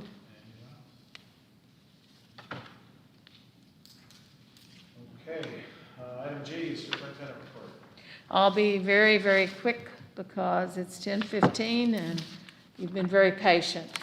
I just want to mention in general, again, December the 20th with Griffin Hospital with the Allied Health Programs. The orientation, as Mr. Lucky mentioned, we will be there at 7 o'clock. I think this is a wonderful program. We've spent some time with this, and we really want to see it get off the ground. I want to also say, with the superintendent award recipients, we'll be presenting those later. Catherine and Benjamin are seniors, and they will be awarded that based upon the recommendation from the faculty at the high school. They do a recommendation and based upon grade point average and other criteria. I also want to mention that, again, the Christmas parade was definitely a nice event. I did attend. I also attended Saturday night when Santa Claus come to town, Seymour. I did observe that. I thought as a new community member, I needed to watch with our kids, and they were all excited. So I did attend that Saturday, and it was very crowded, so I really kept my distance. I got near the tracks way down away from most people. I do want to, again, just reiterate on November the 18th, our school district, our community partnership advisory and communication committee met, and their main purpose was, again, just feedback, and it was very positive. But one of the main priorities that everybody said, let's start with the website. We're going to be meeting again in January. We're going to give you notes from that meeting and send you another copy of the agenda and the breakout sessions. Very quickly, All-Star Transportation. Let me just wrap up with that. We have a meeting with them this Friday at 10 o'clock. We need to have board representatives and board chair be there. It's 10 o'clock. Our first select woman, Anne Marie, has volunteered. She wants to come. We have had an online phone conversation, Mr. Bucci and I, along with Pat, and we've talked with them and pretty much read them the right act. I didn't want to speak out of turn, but what I did say, the Board of Education expects you to get your act together or face legal action, failure to comply with the contract. I'm going to send you a copy of the contract again.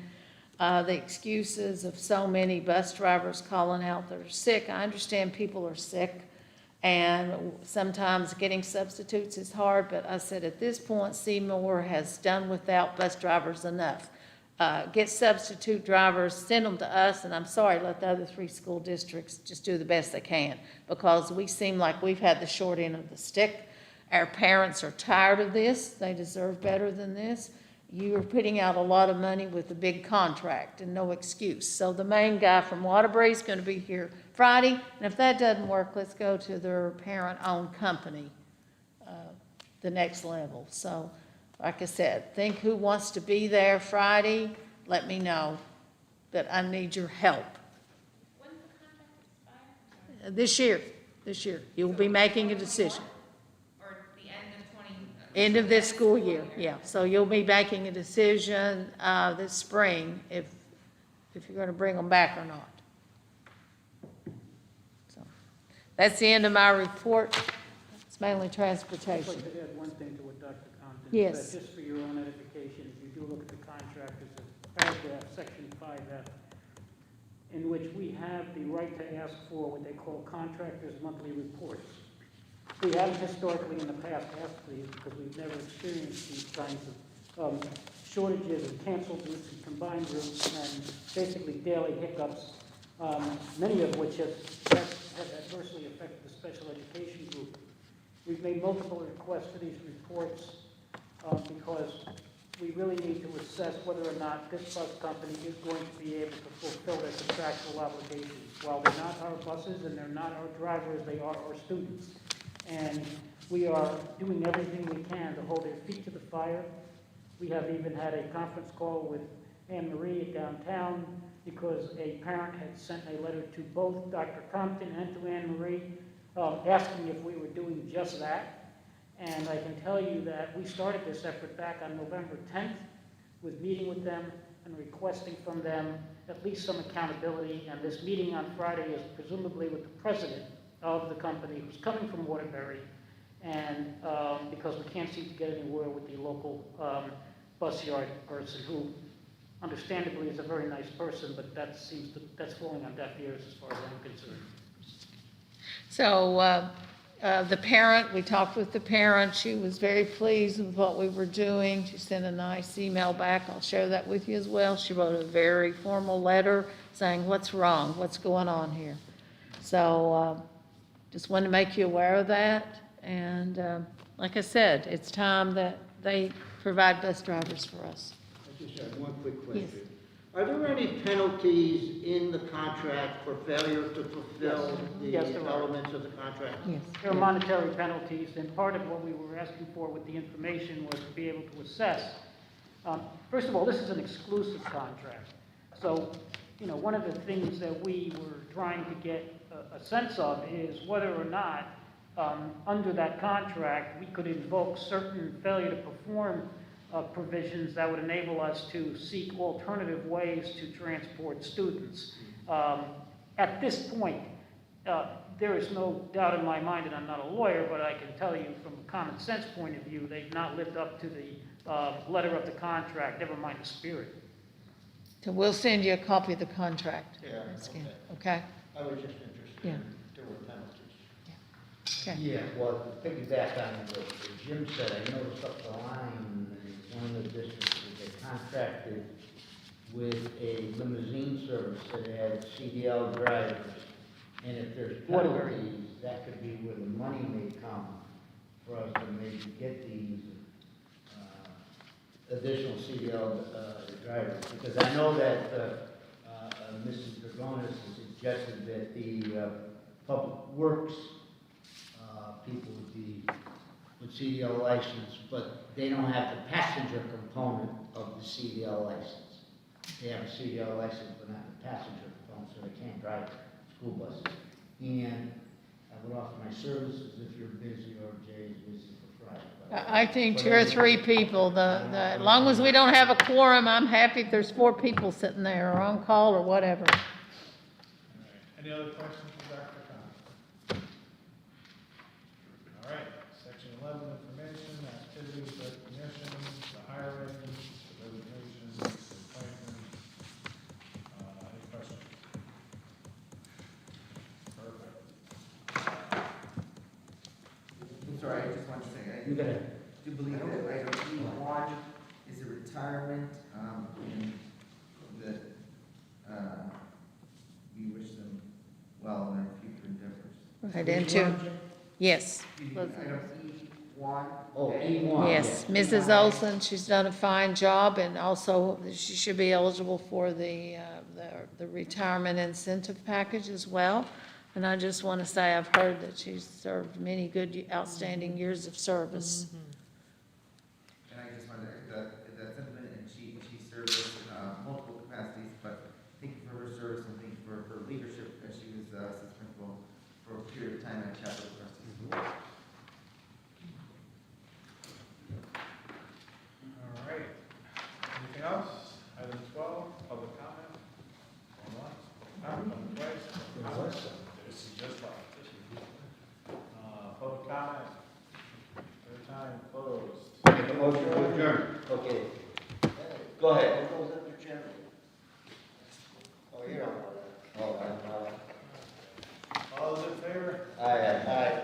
You can take whichever one. Thank you, it's 10:24. Normally not this